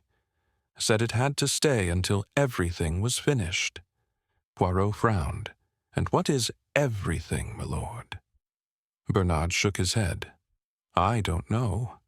Only she did." Before lunch, Poirot visited Dr. Maddox in the library. The doctor sat with a stack of journals on his knee, though his eyes were not reading. He looked up as Poirot entered, wary. "I hope you're not here to ask me about poisons again." Poirot smiled thinly. "No, doctor. I am here about handwriting." He placed 2 slips of paper on the table. The forged tea request that had led to Horace's poisoning, and a letter Horace had once written to Maddox, which Poirot had quietly retrieved from the guest book archives. "You claimed the poison bottle was once yours, that someone used your labeled bottle to frame you." Maddox nodded slowly. "Then explain," Poirot said. "Why the forged note requesting chamomile matches your style so precisely, except for one thing." He pointed at the capital F in the phrase for Horace. "Your F curves outward. This one hooks inward, a mimic, but not your own hand." Maddox leaned in. "So, someone forged my forgery?" "Exactament." Maddox exhaled. "Who would do that?" "Someone who wanted us to believe you had easy access. Someone who needed us distracted." Maddox narrowed his eyes. "Lady Portia." Poirot didn't answer. Instead, he asked, "Did you know that Horace's play was not merely fiction? That it was based on events from this house, your friends?" "I suspected," Maddox said. "He often blurred the line." Poirot nodded. "Then you also know, whoever killed him knew which scene they couldn't allow to be performed." By late afternoon, Poirot had gathered his thoughts, and in doing so he had gathered the cracks, the forged note, the stolen letter, the doll that arrived too early, the whispered name buried beneath years of civility, Elise. The box beneath the mirror, the melody of Fur-Elise playing again and again, a lullaby, yes, but also a dirge. And finally, the page Horace tried to burn. She writes the truth, but lives a lie. Poirot returned to the study where the doll waited, expression frozen. He wound the key once more. Fur-Elise played its tragic refrain. The melody ended, and Poirot whispered to the empty room, "Now! The curtain is ready to rise." Tomorrow, he would reveal all. Tonight, the house would sleep for the last time beneath the illusion of not knowing. Chapter 13. A desperate attempt to escape. The hour just before midnight often reveals what the day conceals, and on this night it did so with a rustle, a creak of a hinge, the faint click of a latch releasing in the dark. Poirot did not sleep. He sat, fully dressed, in a wing-back chair just outside the drawing-room, waiting with the patience of a man who already knew what the shadows were about to confess. The study door, locked since dusk, was behind him. The doll, silent, inert, rested within, its song long silenced, but not its voice. The hallway beyond remained dark, and Poirot, unmoving, heard it then. A hurried step, too careful for comfort. Not the measured stride of one walking openly, but the anxious rhythm of someone avoiding sound. Poirot leaned slightly, just enough to watch a figure glide down the corridor, swathed in silk and shadow, clutching something small and pale in her hands. Lady Portia. She was barefoot, her hair down for the first time since the party began, a rare moment of vulnerability, or perhaps of urgency. She stopped in front of the study door and pulled from her sleeve a tiny brass key. Poirot cleared his throat gently. The sound struck like a thunderclap in the hush of the house. Portia froze. Her shoulders drew back. She turned, slowly. "Monsieur Poirot," she said softly, her voice not trembling but still. "You startled me. That was not my intention, madame," Poirot replied, rising. "But I could not allow the doll to be moved. Again." Her grip tightened around the key. "I wasn't going to move it. Only to remove something." Poirot finished for her. "Yes, I believe that was your plan." A silence hung between them, heavy and unavoidable. Portia looked down at the object in her hand. Not a key. A scrap of paper. Poirot recognized it as one of Horace's folded clue cards from the game. He stepped forward slowly. "What does it say, madame?" She looked at him, eyes darker than they'd ever been. "Look where the light never falls." She exhaled. "I found it in my drawer this morning, folded, hidden beneath my gloves." Poirot's voice was quiet. "And you thought it was from Horace?" "Yes, his final clue, perhaps. Or someone else's invitation." She looked up sharply. "You think I was being lured?" Poirot took another step toward her. "I think, madame, someone placed it there to provoke action, because the murderer has grown desperate. You see, Horace left behind more than one secret, and someone still within these walls, wants them buried again." Portia's gaze flickered. "What did you hope to find?" Poirot asked. "Another note? Another threat? Or perhaps something you once gave to Horace, and now fear he preserved?" She didn't answer. Instead, she turned and slowly inserted the key into the study door. Poirot said nothing. The lock clicked. She entered. He followed. The study remained untouched. The doll sat exactly as it had been left. The music box was closed. The desk was sealed, but the air had shifted slightly. Portia walked to the side table and looked down at the doll as if confronting something ancient and cruel. She reached for it, but Poirot gently caught her wrist. "I do not believe it is the doll that holds what you fear," he said. "I believe it is the mirror." Her eyes widened. Poirot crossed to the tall standing mirror in the corner, an antique thing, its frame carved with lilies and serpent vines. He tapped along the base, then crouched. From beneath it, he drew a small, flat tin box. It was locked. "May I?" he asked. Portia didn't respond. She only nodded. Poirot opened the tin with a small tool from his pocket. Inside were 3 items. A torn photograph, one half missing, a faded theater ticket, and a letter. He opened the letter and read aloud softly, "You were always the first to turn away, Elise. But I kept the rest because I could not turn with you. I built a world where you still looked back at me." Poirot folded the letter. "It was love," he said gently, "not blackmail, not power. He loved you still." Portia's voice cracked for the first time. "He was obsessed." "He was wounded," Poirot corrected. "But yes, perhaps both." She stepped back. "So, that's it? A love letter and a photograph? That's the great secret?" "No," Poirot said. "That is your secret. But his death, his murder, belongs to another." Portia closed her eyes. "Then tell me who." Poirot regarded her with unusual softness. "In the morning, madame. But tonight, I ask only this. Leave the doll. Leave the clues. Let what was hidden remain still until all are watching." She hesitated, then set the clue card on the table and walked out without another word. Poirot remained. He picked up the card, turned it over. On the back, faint but unmistakable, was a fingerprint smudge in oil, not Portia's, a man's, wide thumbprint, pressed without care. Poirot smiled grimly. "The murderer," he whispered, "is rushing now, trying too hard." He replaced the card and turned off the light. The doll remained still, but her eyes, glass and mute, seemed to glint in the darkness. Tomorrow, he would gather them all.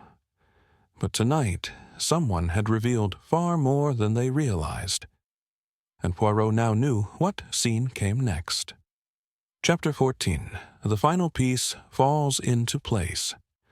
The morning broke not with sunlight, but with silence, the kind that stretches long and low before the moment of reckoning.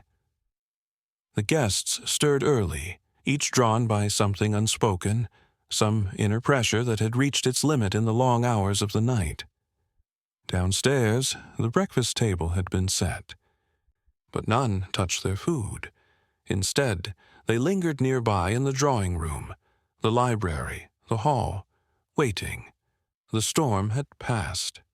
The air was clear, yet the house remained cloaked in unease. At precisely 9 o'clock, Poirot entered the drawing room with all the calm of a man about to complete a puzzle. He took his time, adjusting his cuffs, smoothing a crease in his lapel, and only then did he look around at the expectant faces gathered. Lady Portia, pale but poised. Lord Bernard, red-eyed and stone-faced.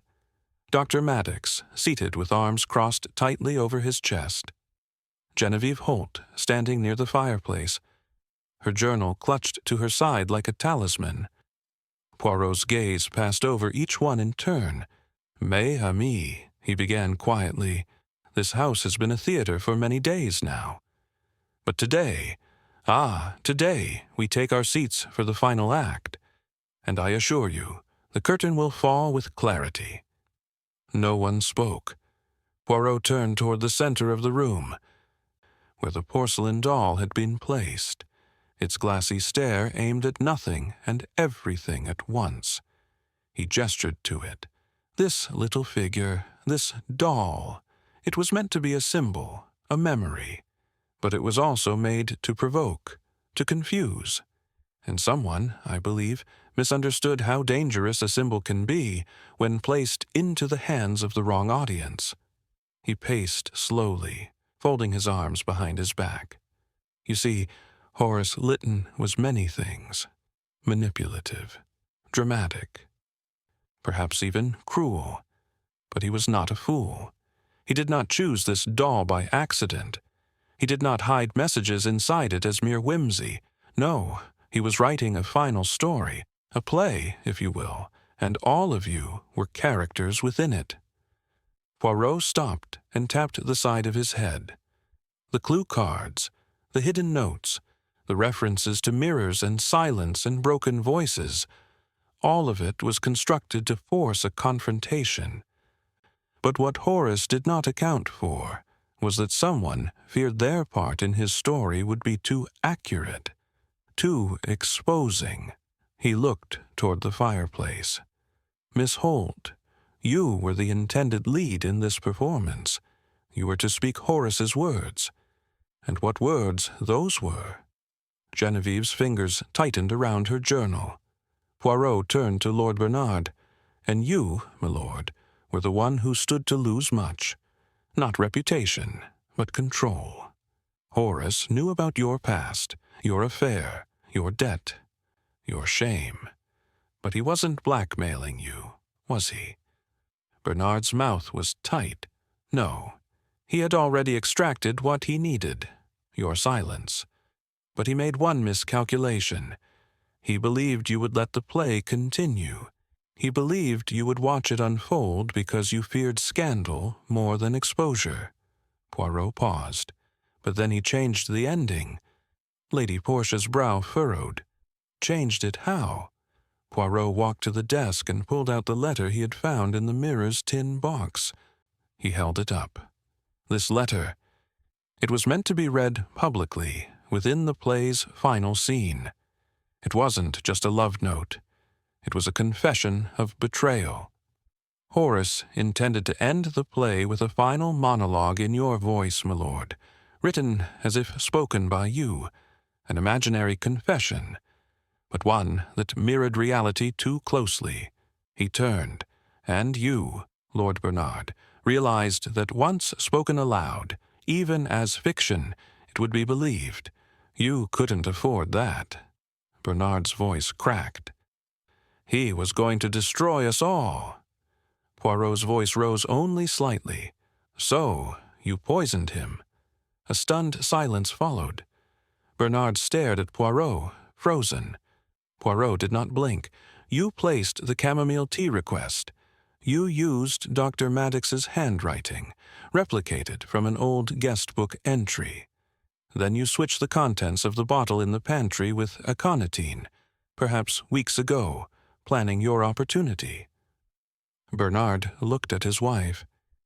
I didn't mean for it to happen like that.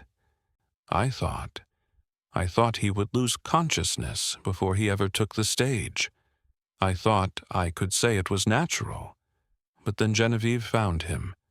And everything, Poirot cut in, everything spiraled. Lady Portia took a step forward. You did this to protect me? No, Poirot said quietly, answering for him. He did it to protect himself. From the humiliation of being seen, truly seen. Bernard's hands trembled. Poirot stepped closer. But you made a mistake, a small one. In your desperation, you left behind a clue far more telling than the bottle, the cup, or even the forged note. He turned to the table and picked up the clue card that had appeared in Portia's drawer. Look where the light never falls. You left this card to make her believe Horace had planted another secret, that he was haunting her from beyond. But what you did not realize, my lord, was that the oil from the lantern you handled earlier had stained your fingers.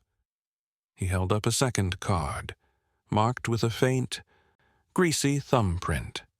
I compared it to the one on the fireplace poker in the library. The print matches. You held both. Bernard's knees buckled slightly. Dr. Maddox stood abruptly. That's enough. He needs a solicitor. Poirot nodded. He will have one. But the truth is clear. He turned to the others. Horace Lytton died because he tried to end his story too dramatically, too cruelly, perhaps, but not unjustly.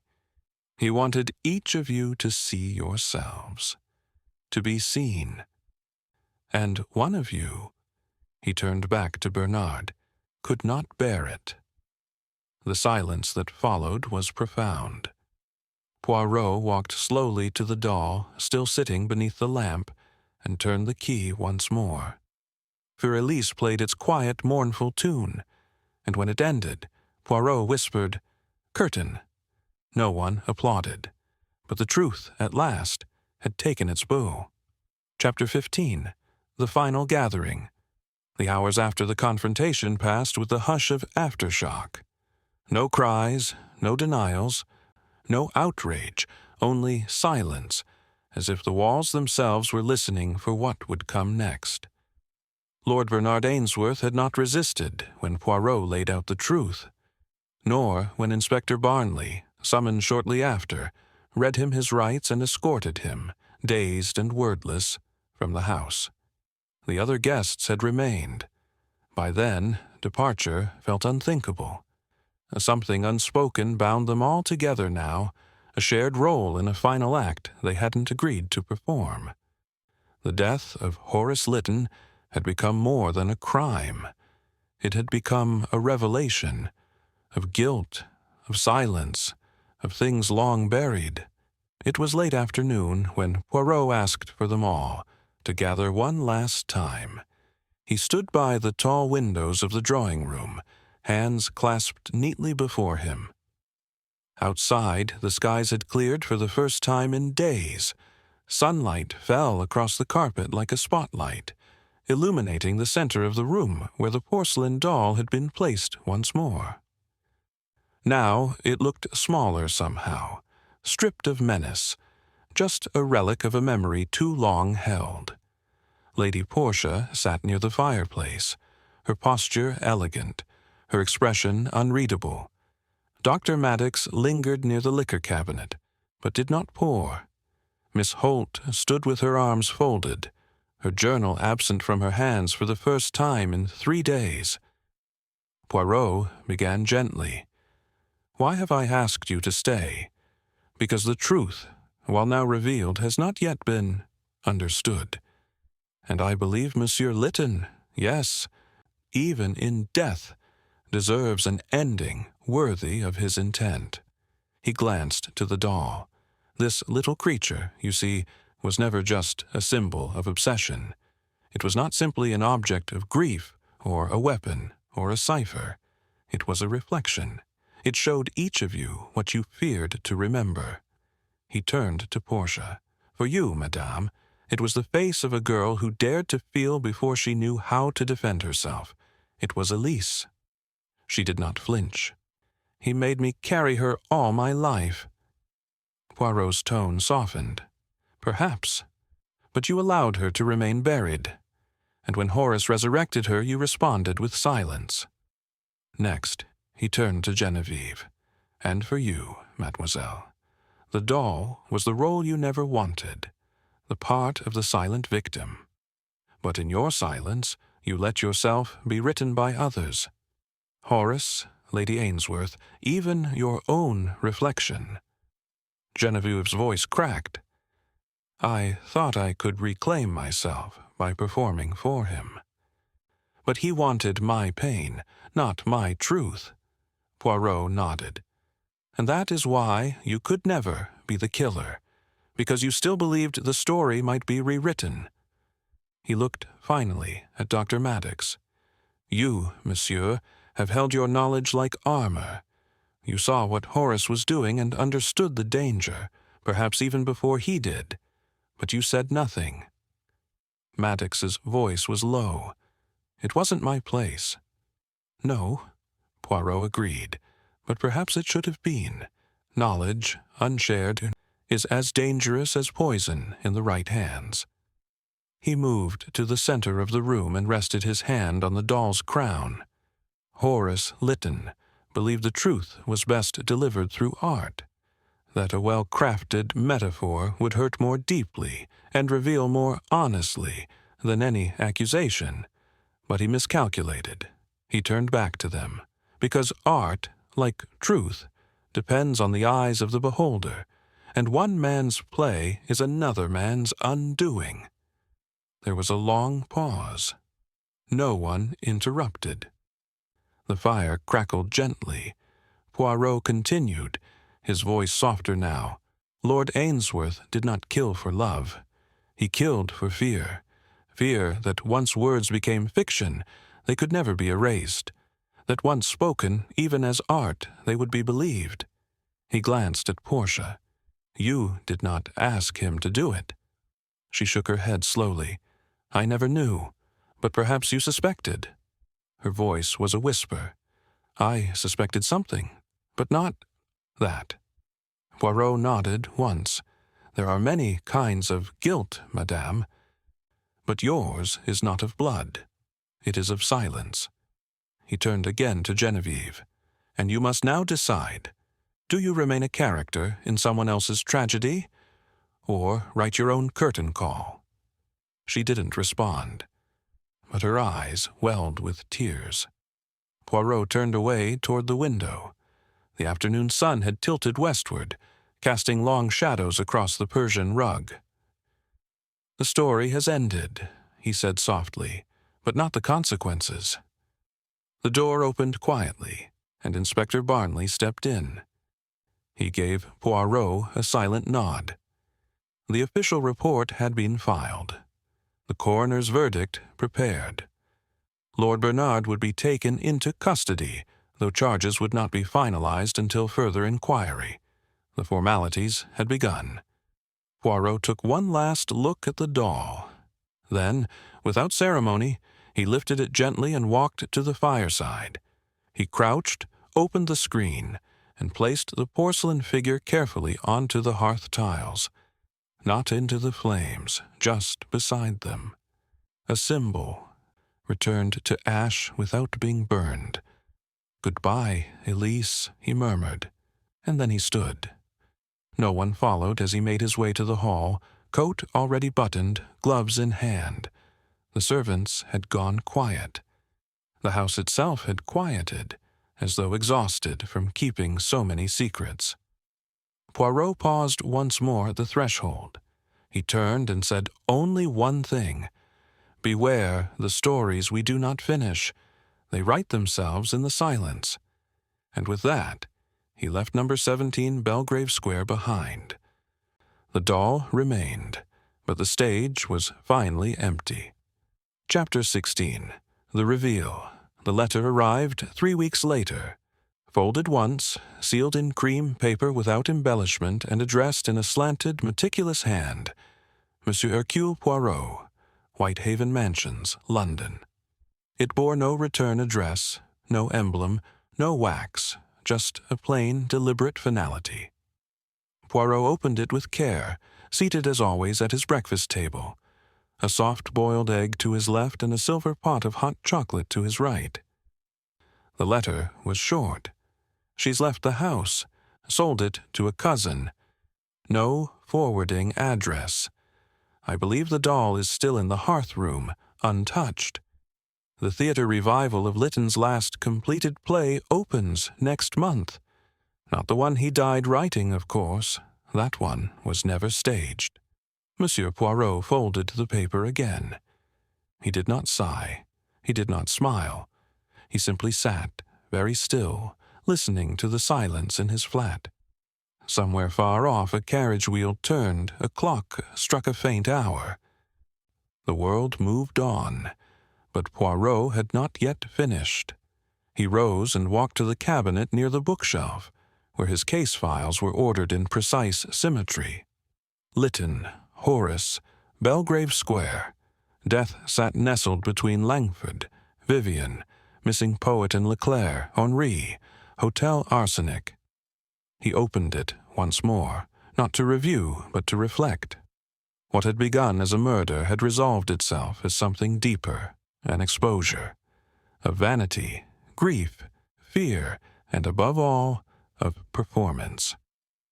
Horace had written his life as if it were a stage, but he hadn't understood the danger of giving each player a script with no escape. Poirot had exposed Bernard Ainsworth as the murderer.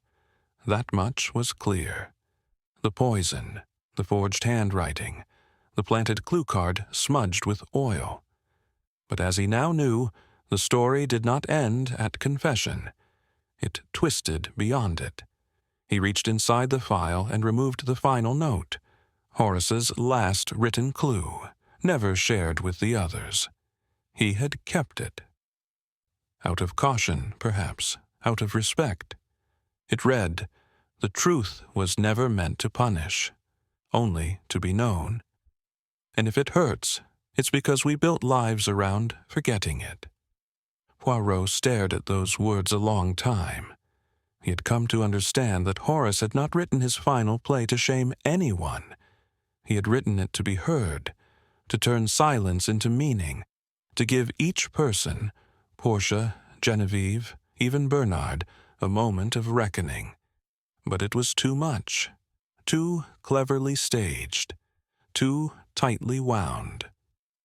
He had underestimated the violence people commit when forced to look in the mirror too long, and so one killed, and the rest scattered like leaves in the wind. Back in Belgrave Square, the house remained shuttered. No sale had been announced. No decorators entered. No cleaning staff bustled through the gates. Inside, a film of dust had settled gently over the banisters, the grand piano, the chairs still set as they had been on the night of the final gathering. A teacup remained on the mantel. A shawl still hung from the back of a chair. The scent of lilies, dried, long dead, lingered faintly in the air. And in the hearth-room, beside the grate, the porcelain doll still sat, its face slightly tilted, its lips slightly parted, its glass eyes unblinking. And beneath its base, unknown to all but Poirot, was a final slip of paper. He had found it the morning after the truth had been revealed, and he had chosen not to share it. Not with Barnley, not with Portia, not even in court. Because some truths are not evidence. Some truths are only for the ones who will listen carefully enough. The note had been hidden in the same compartment as the music box key. It bore no signature, but the handwriting was unmistakably Genevieve Holt's. He said I reminded him of you. He told me that if I spoke your words, you would forgive him. But I am not your mirror. I am what he wished you had been. And now I carry the silence you gave him. Poirot had read it once, then folded it and placed it back where it belonged. Not in the file, not in the theater, in the doll. Let it rest, let the performance end, let silence finally have its say. In the weeks that followed, news of the Lytton case faded. The papers printed the basic facts.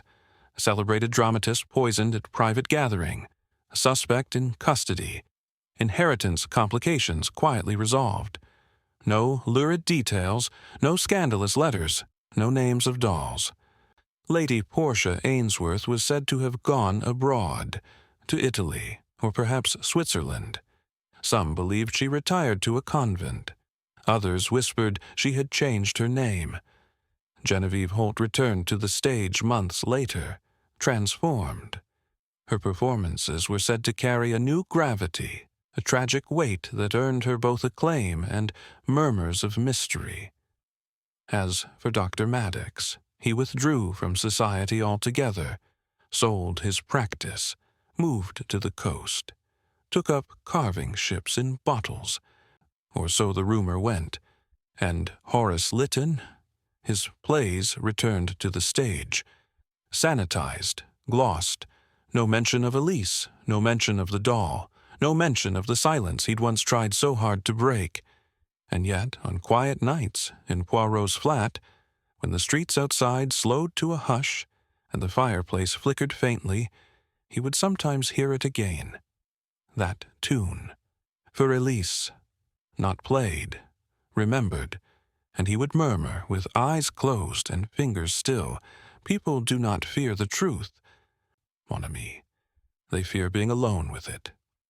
And then he would open his eyes and turn the page. Chapter 17. Outcome and Justice. The heavy oak doors of number 17 Belgrave Square had long been closed, its windows shuttered against the curious eyes of London's gossipers. The house, once alive with whispered promises, theatrical schemes, and the faint but persistent melody of a music box, now stood silent, an empty stage after the final bow. But justice, as meticulous and patient as Poirot himself, had not been left behind. The morning air was crisp, tinged with frost, as the police returned to take Lord Bernard Ainsworth into formal custody. His expression was pale, defeated but strangely composed. A man who had understood the weight of his own desperation too late. The official report was thorough, the coroner's findings conclusive, and the evidence irrefutable. Yet beyond the legalities, the ripples of this case would endure in quieter, more poignant ways. Poirot had remained at the house until the very end, ensuring every detail was accounted for, every question answered, at least those that could be answered. The truth had been laid bare, but the human heart, with its myriad fractures, remained a puzzle beyond any single solution. Lady Portia Ainsworth had left London quietly that morning. No farewells, no tears, just a small trunk packed with carefully folded clothes, and a single letter addressed to Poirot.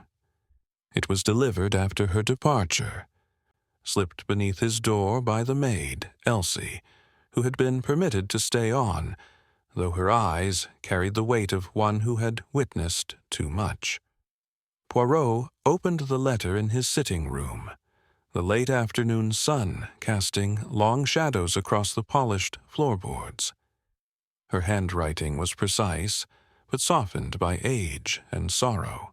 Monsieur Poirot, I write not to ask forgiveness, for I do not believe I deserve it, nor to justify the past, which is a shadow that stretches far beyond our reach.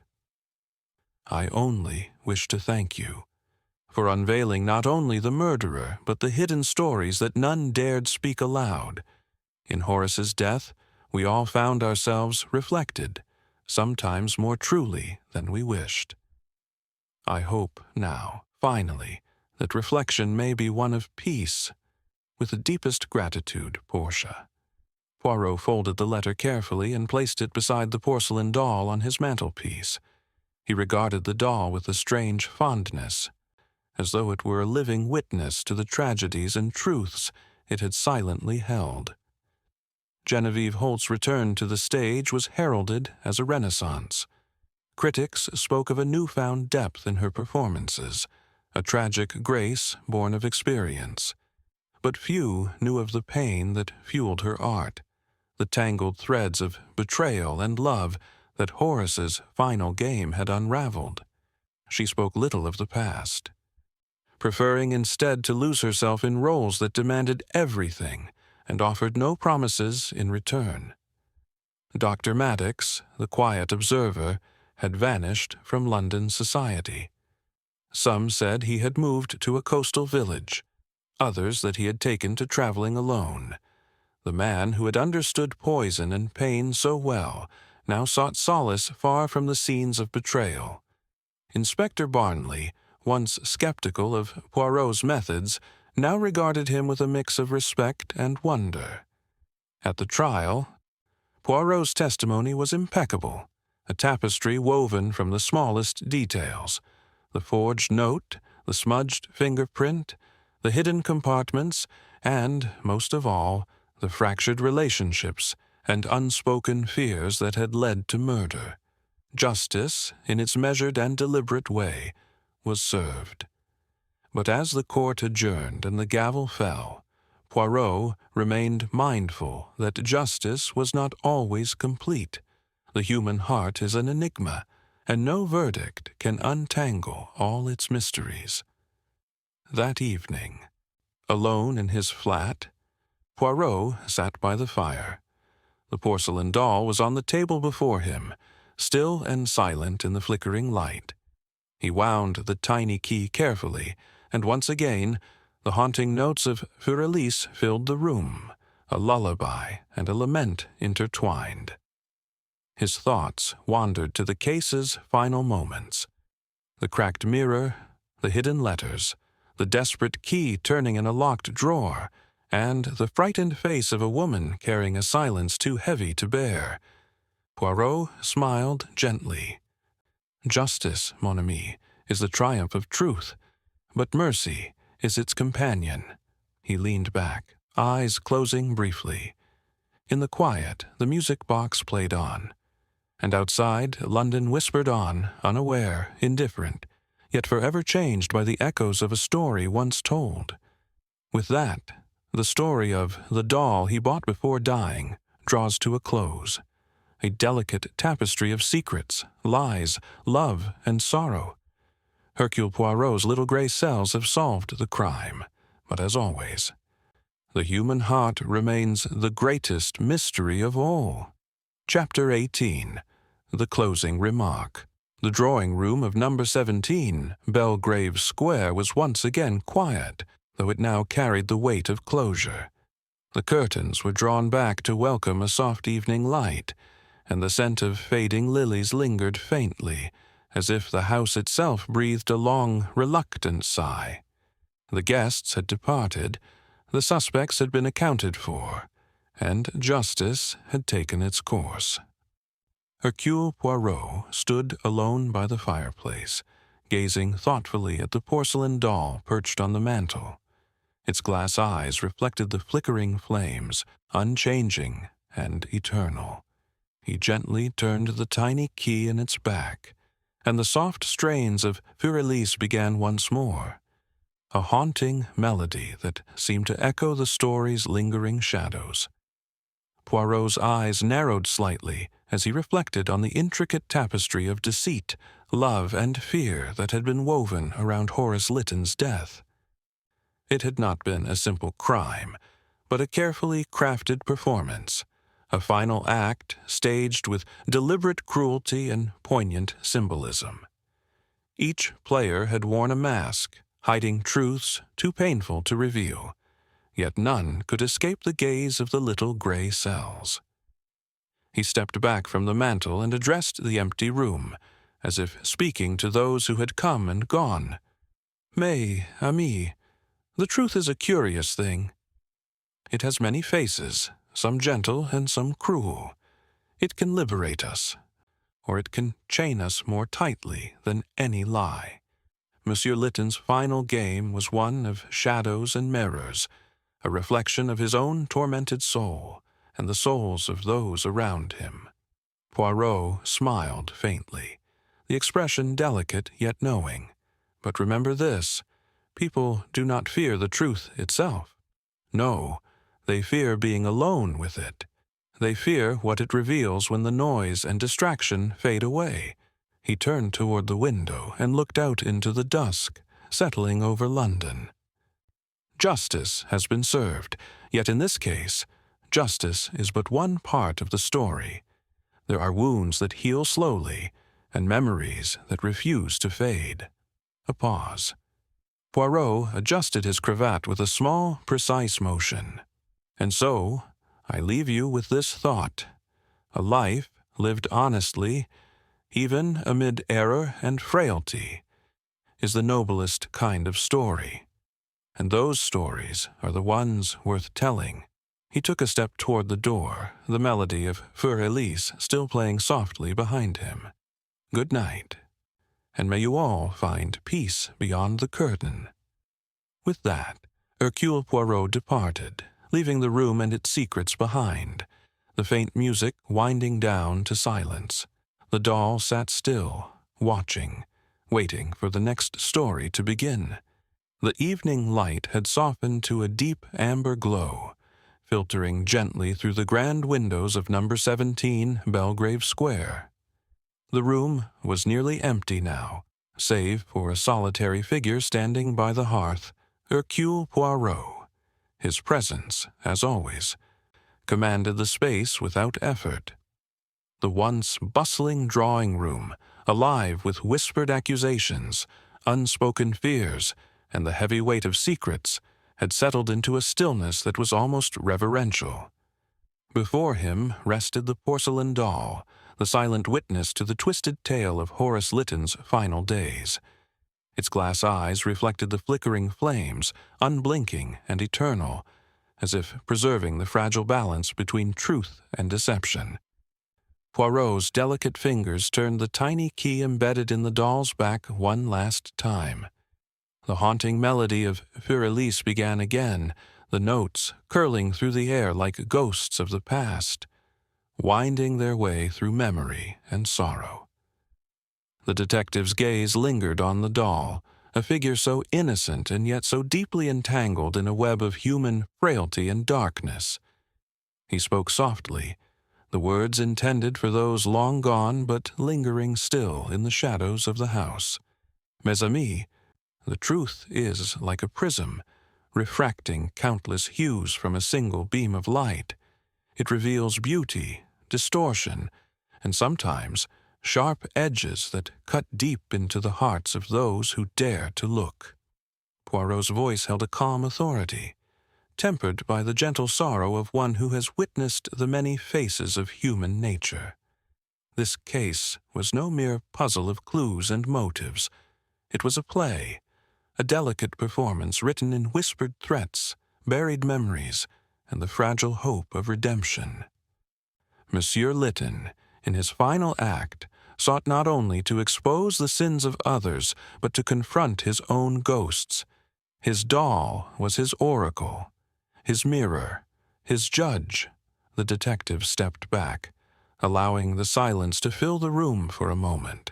But what I have learned, time and again, is that people do not fear the truth itself. No, what terrifies them most is the silence that follows, the solitude with which they must confront what is revealed. It is in that silence, when the applause fades and the stage is empty, that the true drama unfolds. Poirot's eyes drifted to the window, where dusk had deepened to twilight. Justice, in its formal guise, has been served. The guilty have been identified, and the law will take its course. Yet justice is but a single thread in the fabric of consequence.